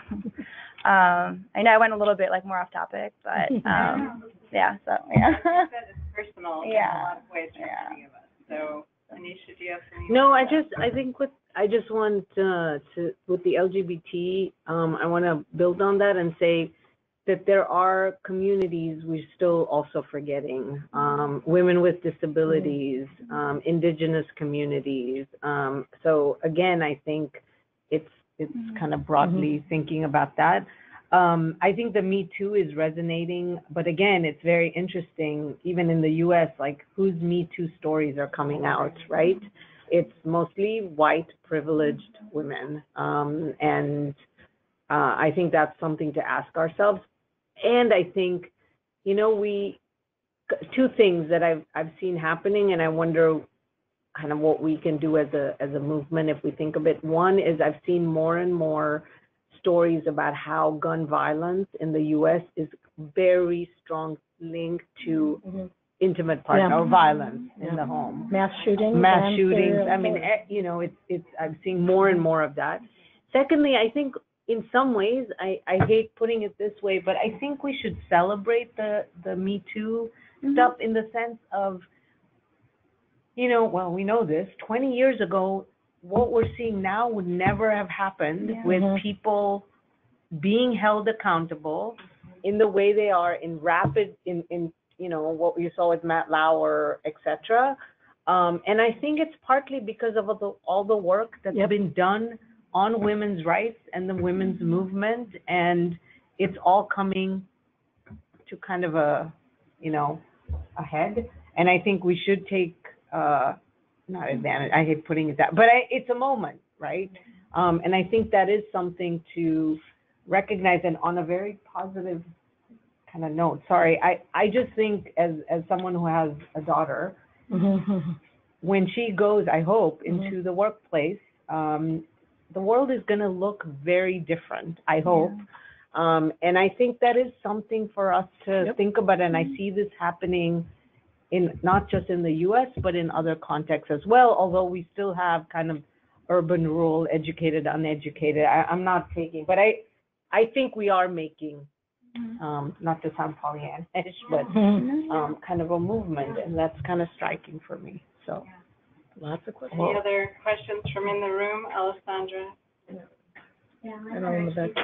I'm Alessandra Guedes. I work for WHO, for the Regional Office of the Americas, and I'm the co-chair of the SVRI coordinating person. I was gonna give you a shout out anyway. Share that. Yeah. So just three unrelated things. In terms of how much we've been able to cover LGBTQ and other communities, we've made an attempt to do that, but part of our challenge is that the conference is fully abstract driven. And so we rely on the abstracts that we receive.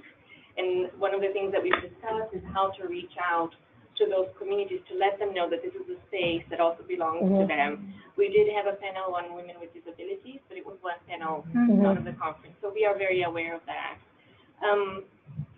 The other point, Liz texted me and asked me to let you know that she's organizing a webinar early next year with Sophia Nami from Raising Voices about family within the context of domestic violence. And so look for that information in the next listserv, which if you don't receive, I urge you to sign up for. And then the last point has to do with the conversation about how to connect with other communities. And I've been thinking about this a lot, and the background is, it's the end of the year, I'm very tired, put my comments in context. But, one of the initiatives that has been named repeatedly here, and I won't mention it again, is one that at times has taken up to 30% of my time in an attempt to make sure that it's gender inclusive, that it looks at violence against women as well as the issue that it's trying to look at. So I feel that most of us agree that we need to look at that. We need to reach out to the economists, etc. But I think we're working at our capacity this high. And how do I do that? I really want to do that, but I don't have the capacity to do it. And then there's a part of me that feels like, in a way, it's replicating this role that we as women have, right? We're the ones who have to reach out and make that connection and nurture that relationship and involve them in our space and share our information. And I talked about that in terms of the violence against children. And I mean, if you know me, you know that I've been a big proponent of us looking at the intersections, and I've written about this.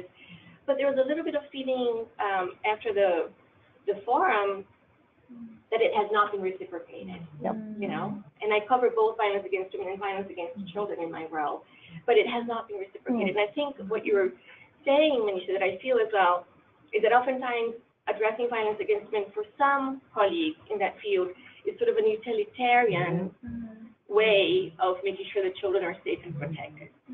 So all of that is playing out, but I do think that on a very practical level, how much time we have in a day to do that is really challenging.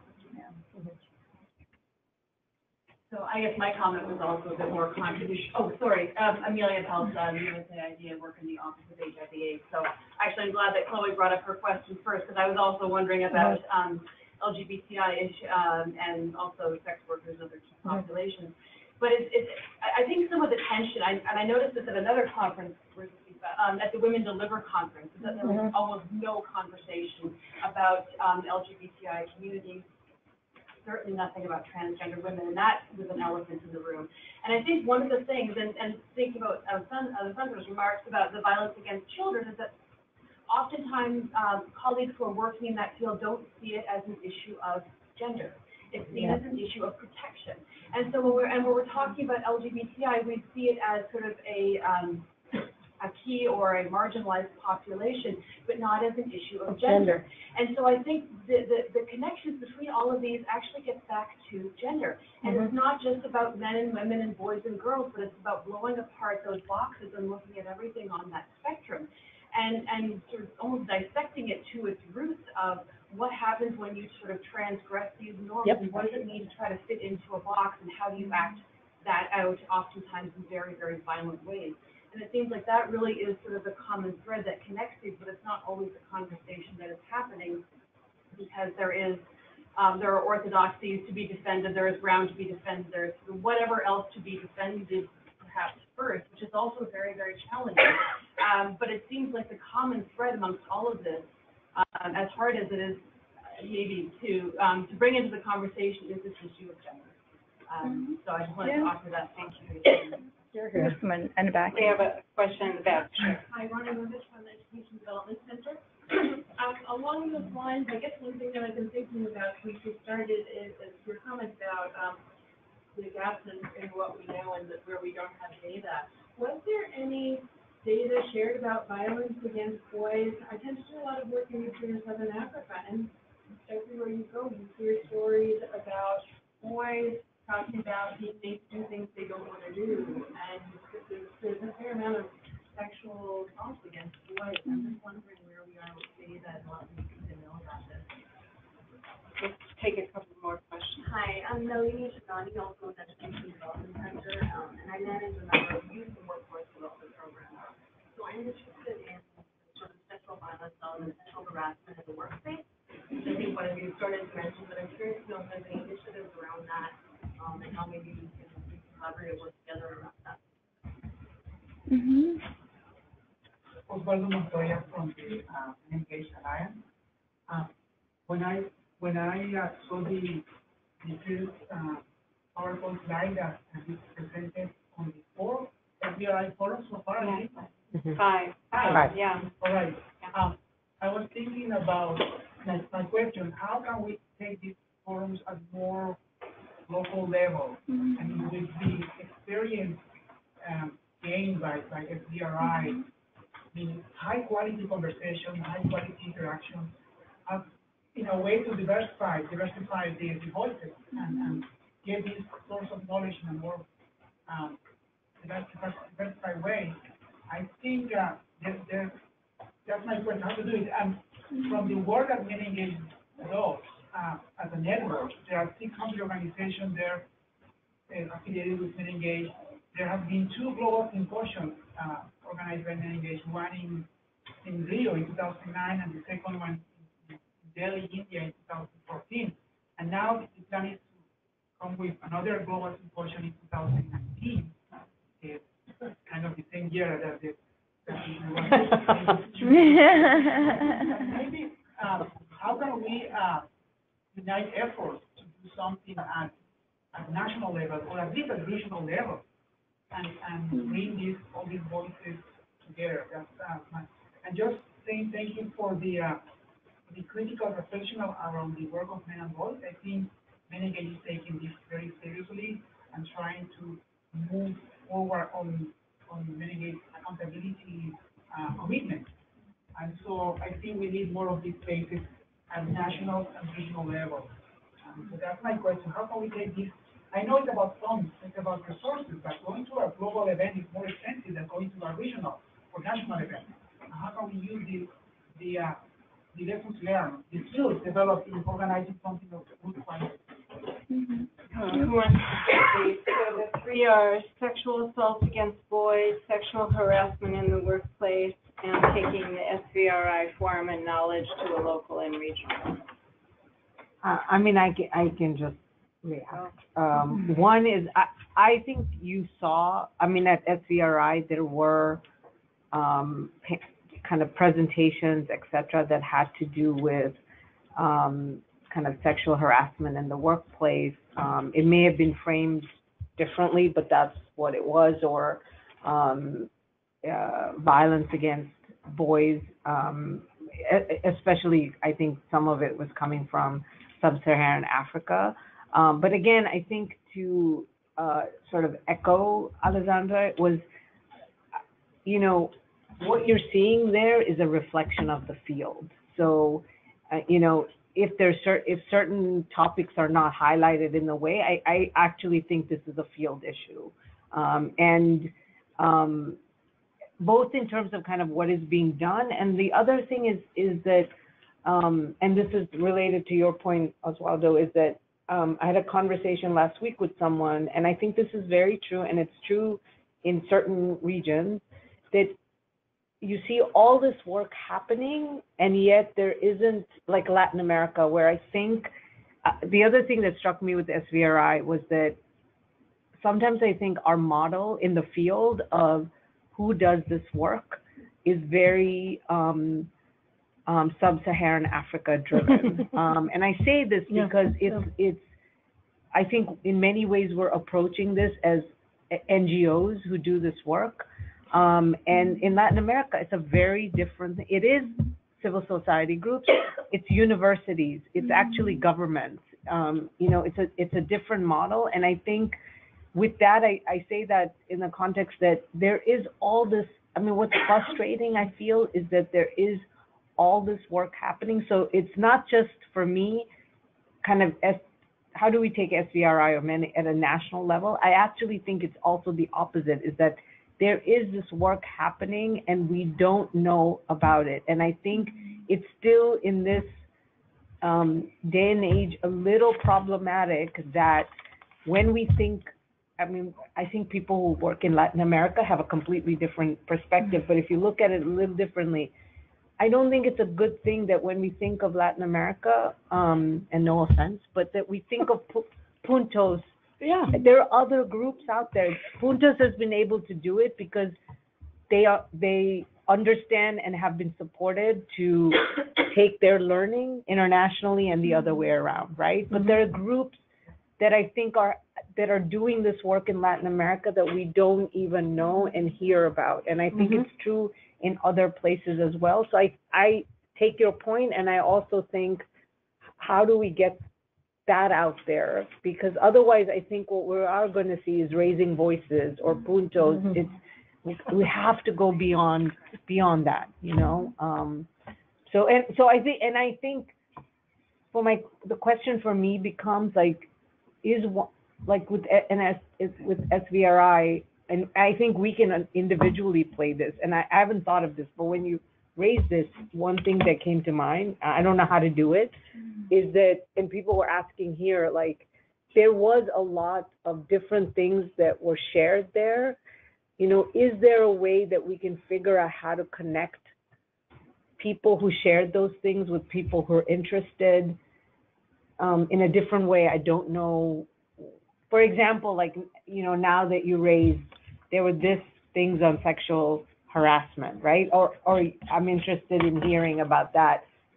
Knowing that there were these panels, like, is there a way we can figure out the sharing of that information? One of the things that I was thinking of doing is that that we know of a donor who's particularly interested in violence from a humanitarian context. They didn't come to this forum, and yet I think they should have, and it would have been extremely valuable. So we internally are making a commitment to say, look, this is what we heard at SVRI. You know, please look at this. I think this would be a valuable space for you because of these reasons. So I'm trying to think, is there a way to curate a little bit more of what was presented there with people who are particularly interested in certain areas and weren't able to come? And I haven't, you know, this is our first step, but I have to think about a way to maybe talk to Liz to figure out a way to do it differently. So I don't, it's sort of answered, but kind of didn't, but I'm sorry. So that's, yeah. So do you want to weigh in on that? I'd like to get more, because of the time, I'd rather hear more from, yeah. You had a question back there that you had your hand up and then you. Multiple questions roaming through my mind. Roam ahead. Too much, I know. Shane with Save the Children. One question I had, and I don't want to kind of, because I was trying, I did not, so all my questions were like, well, did they talk about this? Did they talk about that? You know, what was the discussion about community violence and violence in homes, private that you guys were talking about? I come from the topic, actually my original kind of route was violence against women, and I'm currently now in child protection. And increasingly interested in that linkages between violence against children and violence against women. I guess one of my questions that I had that still kind of exists past the questions I've already posed was reflecting on kind of what you've seen over the years at the forum. I'm thinking about now 2019, what research is still, what are the gaps?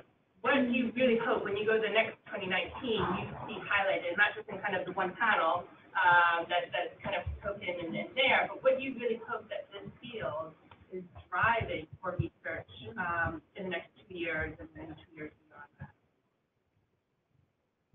I think, for me as a programmer, primarily it's interesting to hear that because I want to try, this link between research and programming is often seen as research needs to kind of be applied research kind of feeding into programs, but I also think programs need to appreciate research more and think about if this is where the gaps are, how can my programming kind of accommodate that and not maybe from an RCT perspective, but contribute to that kind of discussion and dialogue.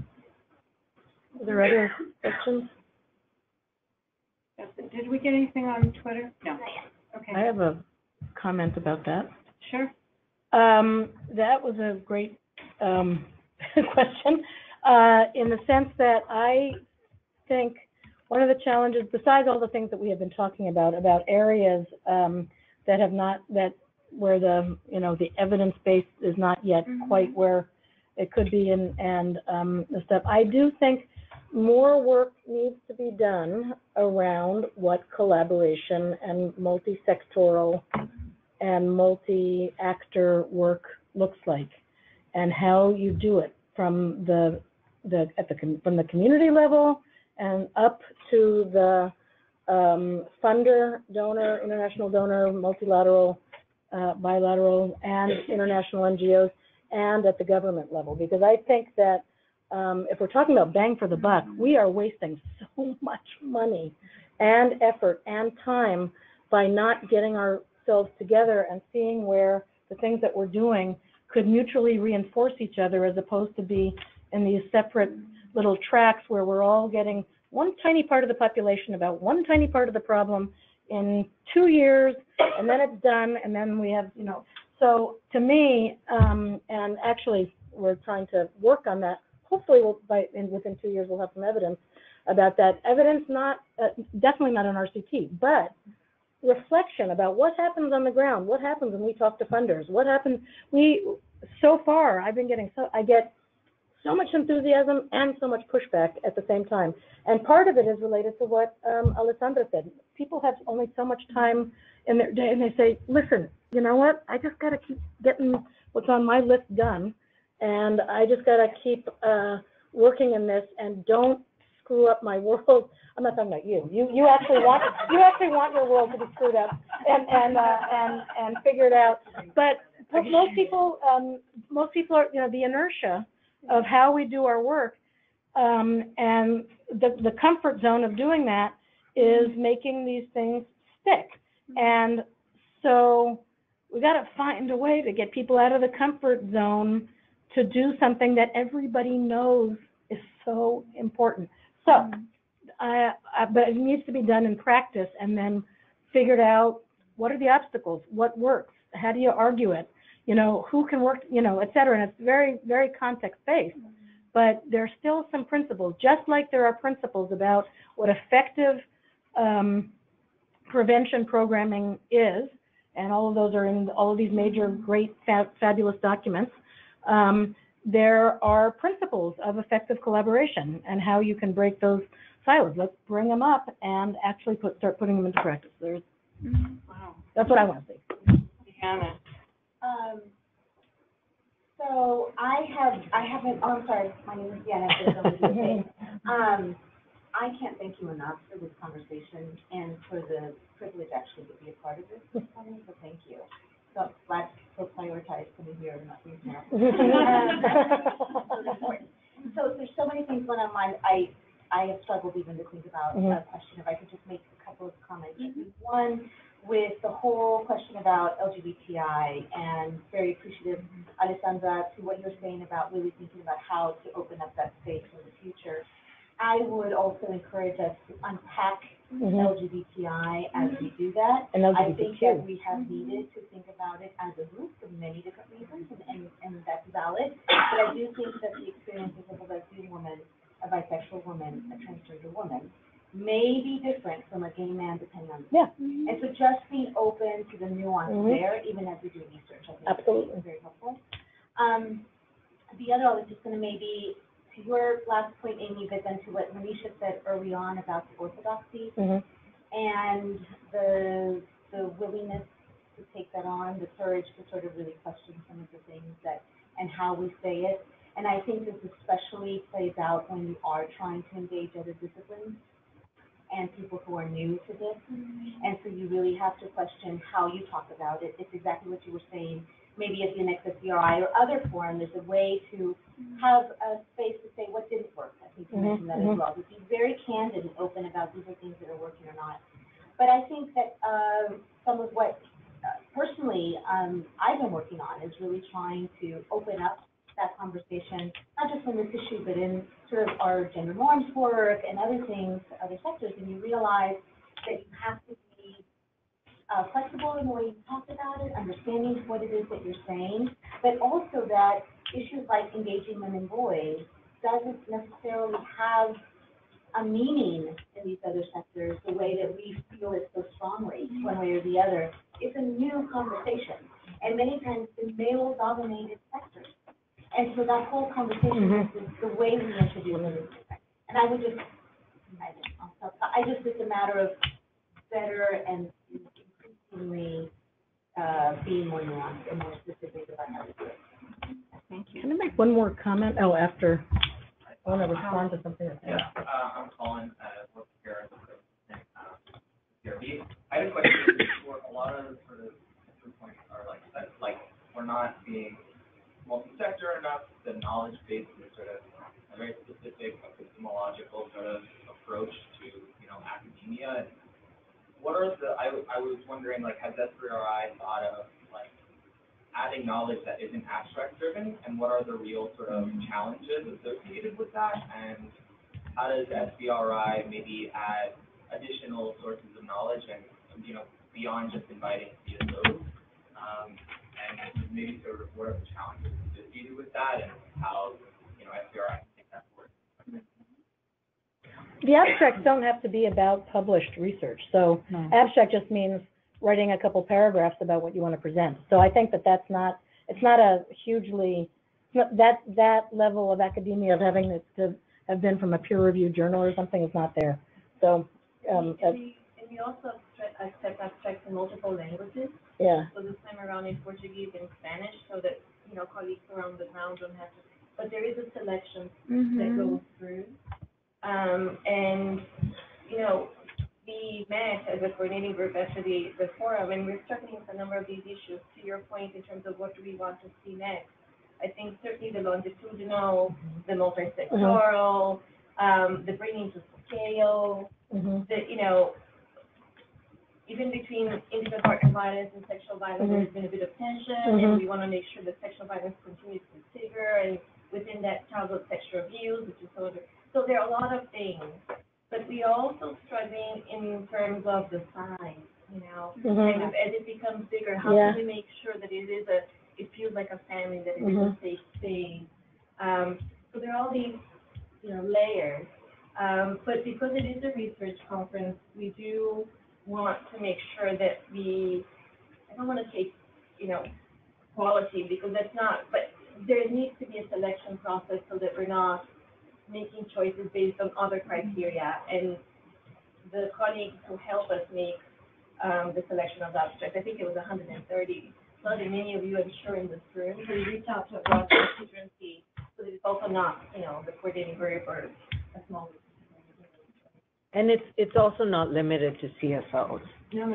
It's much broader than anyone who wants to submit an abstract goes through that process. Yeah. So I have a few answers to different questions that were raised. I will say on that point, though, I think that when we review abstracts, we do have, Western standards of quality, right, that we see in that sometimes might exclude, other groups or organizations. So I think that in the future, we could look at, our criteria not only based on quality or different, thematics, but maybe, on diversity, right? So I think that, yes, we don't have, strict academic standards, but I think there's always room in terms of, improvement and reviewing, making sure that we have a diverse collection of research. So for someone asked about violence against boys specifically, so I will say that a big topic and theme was violence in post-conflict and humanitarian settings this year. It was very, very big, and I think it was within those presentations that you saw a lot more around violence against boys. I think actually Global Women's Institute displayed some research on that, and then also I believe Tier Fund and some other organizations. Someone else asked about sexual harassment and/or violence in the workplace. So for that, I didn't go to any presentation, but I do know that her project was there. It was very active. So I encourage you to, and everyone else, to go on the website and check out the different presentations and look them up about how to get local engagement, community engagement, as well, though you asked this. So I think that we need to create incentives. I think that there's certain things that we can do, like including like discounted rates for like local organizations from like the specific country where the conference is being placed, or even like maybe neighboring countries. I think also organizations that are going there, you know, there are DC or Western, need to also have spaces to go out and reach out to these different organizations. We did do a small workshop under Passages as part of the Global Learning Collaborative on advancing social norms, where we did meet with organizations on the ground after the conference to understand their theories of change and how they're addressing social norms, to document it and also provide a little bit of capacity building on what are social norms and how you can integrate it in your work. So again, I think it's both about incentives and organizations being like self and proactive. And then, yeah, I think that's where I'll leave it, because I think I hit a lot of points and I agree with everything else that was just said. So yeah, okay. Amy, did you No, I'll leave it at that for the moment. Alessandra, did you have something else? No, just to say, in terms of the Diana. question about violence against boys, I'm not sure whether you're familiar with the violence against children survey. If not, I would encourage you to look at the terms of violence against both girls and boys, and certainly Africa is a concern that is in most research. Talk to me about the violence in the workplace. There's an international initiative ongoing in that area, and if there are materials to be shared. Colleagues in Canada are really working on that, so I can share. And then, Osvaldo, I'm going to put you on the spot, and I'm going to make a public plea that you please consider scheduling your conference for a different year. It's really challenging for everyone. So happy to continue the conversation, but we already had that challenge with the National Domestic Violence Conference. It's very US-based, but there were some colleagues who were kind of struggling between the two, and they were back-to-back, you know, 1 week after the other. So just as a favor to the community as a whole, consider that possibility. Amy had another comment. And Yeah, it was just after Diana was talking about the ways that we have to be open and stuff. There was an anecdote, which is about the violence against children surveys, the VACs, that are being done for the first time in Central America and Colombia. First time in Latin America. There's one, I guess, in Haiti, right? But this is the first time in Latin America. And the CDC carries them out, provides technical assistance. The government, the local partners. Like that, yeah. And so in this case, they were funded by the Central American Regional Security Initiative in AID, and which is dealing a lot with the youth violence, gangs, narco, you know, all of that kind of stuff from a security, governance, even military point of view. And the guy who's in charge of that has drunk the Kool-Aid of violence being a public health issue, and looking at it from a public health and epidemiology and kind of a human-centered thing. And so he was able to get the funding for that for these VACs to be carried out. There are issues around how, you know, the gender component and this and that and the other thing. The interesting thing for him, though, in your own organization, is that the missions in those countries who are under his purview in the Central American, Regional Security Initiative are all dealing with, you know, the military and the police and the criminal justice system, sometimes with youth employment projects, et cetera. And they have no sense, and even mostly no interest in understanding the connections between violence against children, talked about in that way, and youth violence. This is like, and it's a very incredibly male-dominated field. They don't see it as a violence against children issue. They don't see it as a violence against women issue. They don't see it as a gendered issue. And when you talk about male violence, I don't know how you can talk about it without understanding gender socialization. And so even within his own department and his own structure, it is really hard to get these fields to open up and talk to each other. And that's one of the things that we're trying to do, because if not, we're just, again, we're throwing, tons of stuff, and it doesn't catch in a way that actually makes it work. So, Anisha, last word. I wonder if at the next SVRI we could create, I don't know what we would call it, some safe space for us to, and it may even, just thinking of top, like have someone there to facilitate certain things where we raise difficult things and we kind of somehow, like I'll give you an example of we have a study right now which has had some really interesting results on social norms, and I'm actually scared to share it because I think it's just, people are going to have these reactions, which I think they shouldn't. I think it's just about looking at it and saying, oh, this is interesting. What does this tell us? But I think people are not going to look at it that way and are just going to react this way. And I have to be very careful about how it's, and that would be great if I could just say, listen, I'm sharing this. I know some of you may have these reactions, but this is why I think this is important. I agree. And I wonder if we could have something like that. I think there are multiple things that are going on in the field that would hopefully allow us to. That was on her list of things to do. That's a great idea. Yes, but I think somehow but it happens because, I can share it with you because we have a trust and et cetera, right? But I mean more engagement. I don't know what it would look like, but that's just kind of as I hear. To disagree. Yeah, to disagree. To disagree and to discuss and to grapple. Yeah, grapple. Safe spaces to grapple. There you go. Grapple time? The grapple session. Yeah. There you go.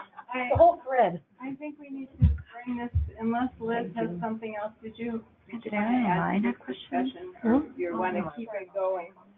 I wish we could keep it going. I think we have to be mindful of these fine folks having other responsibilities. I thank you all so much. You all hung in there until the end, and I really appreciate it.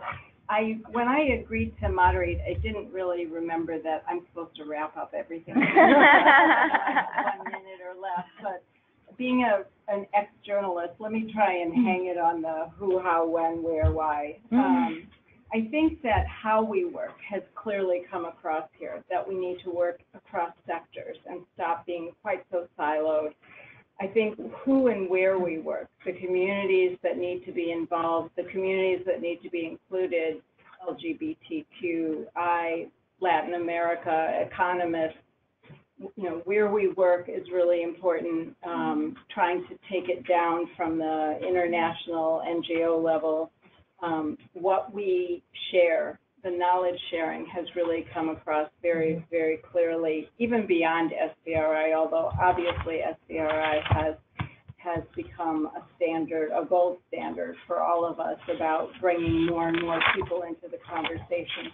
So what we share inclusive of failures and lessons that can be learned from them, I think has come across very clearly.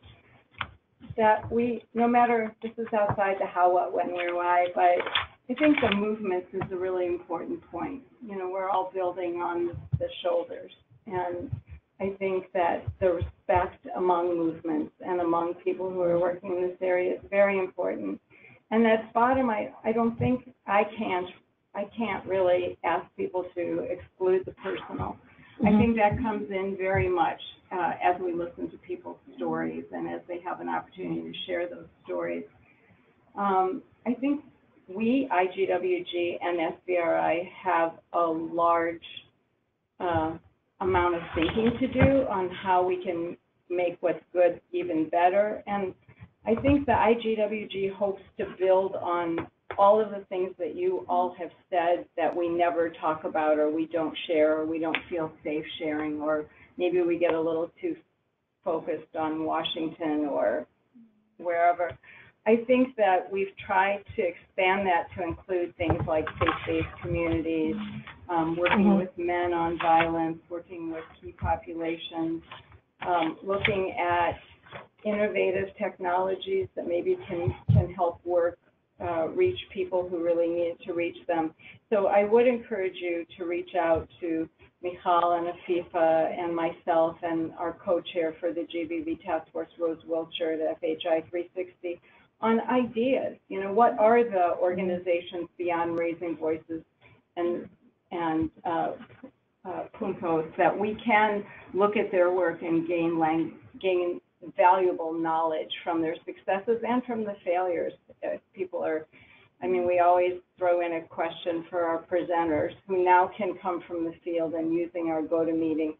Don't quite have our microphones down, but our GoToMeeting seems to be working really well, and bringing in their voices and their experiences. So please, please send us, you know, we have this great project and we want to be featured, and we think you're totally ignoring a topic around gender-based violence, and it's time to really grapple with that. So we will get as much of this as we can online, and I definitely will highlight the SVRI link, which I think a lot of us have been waiting to get our hands into. But thank you so much to our panelists, Amy for coming in from California. Yeah, just from California. And Esther for braving this really seasoned and experienced. Yeah. You're overwhelming. I'm so glad that you broke down our average age. Yeah, exactly. And Manisha for being brave enough to come as a funder, and hope that that your experience goes beyond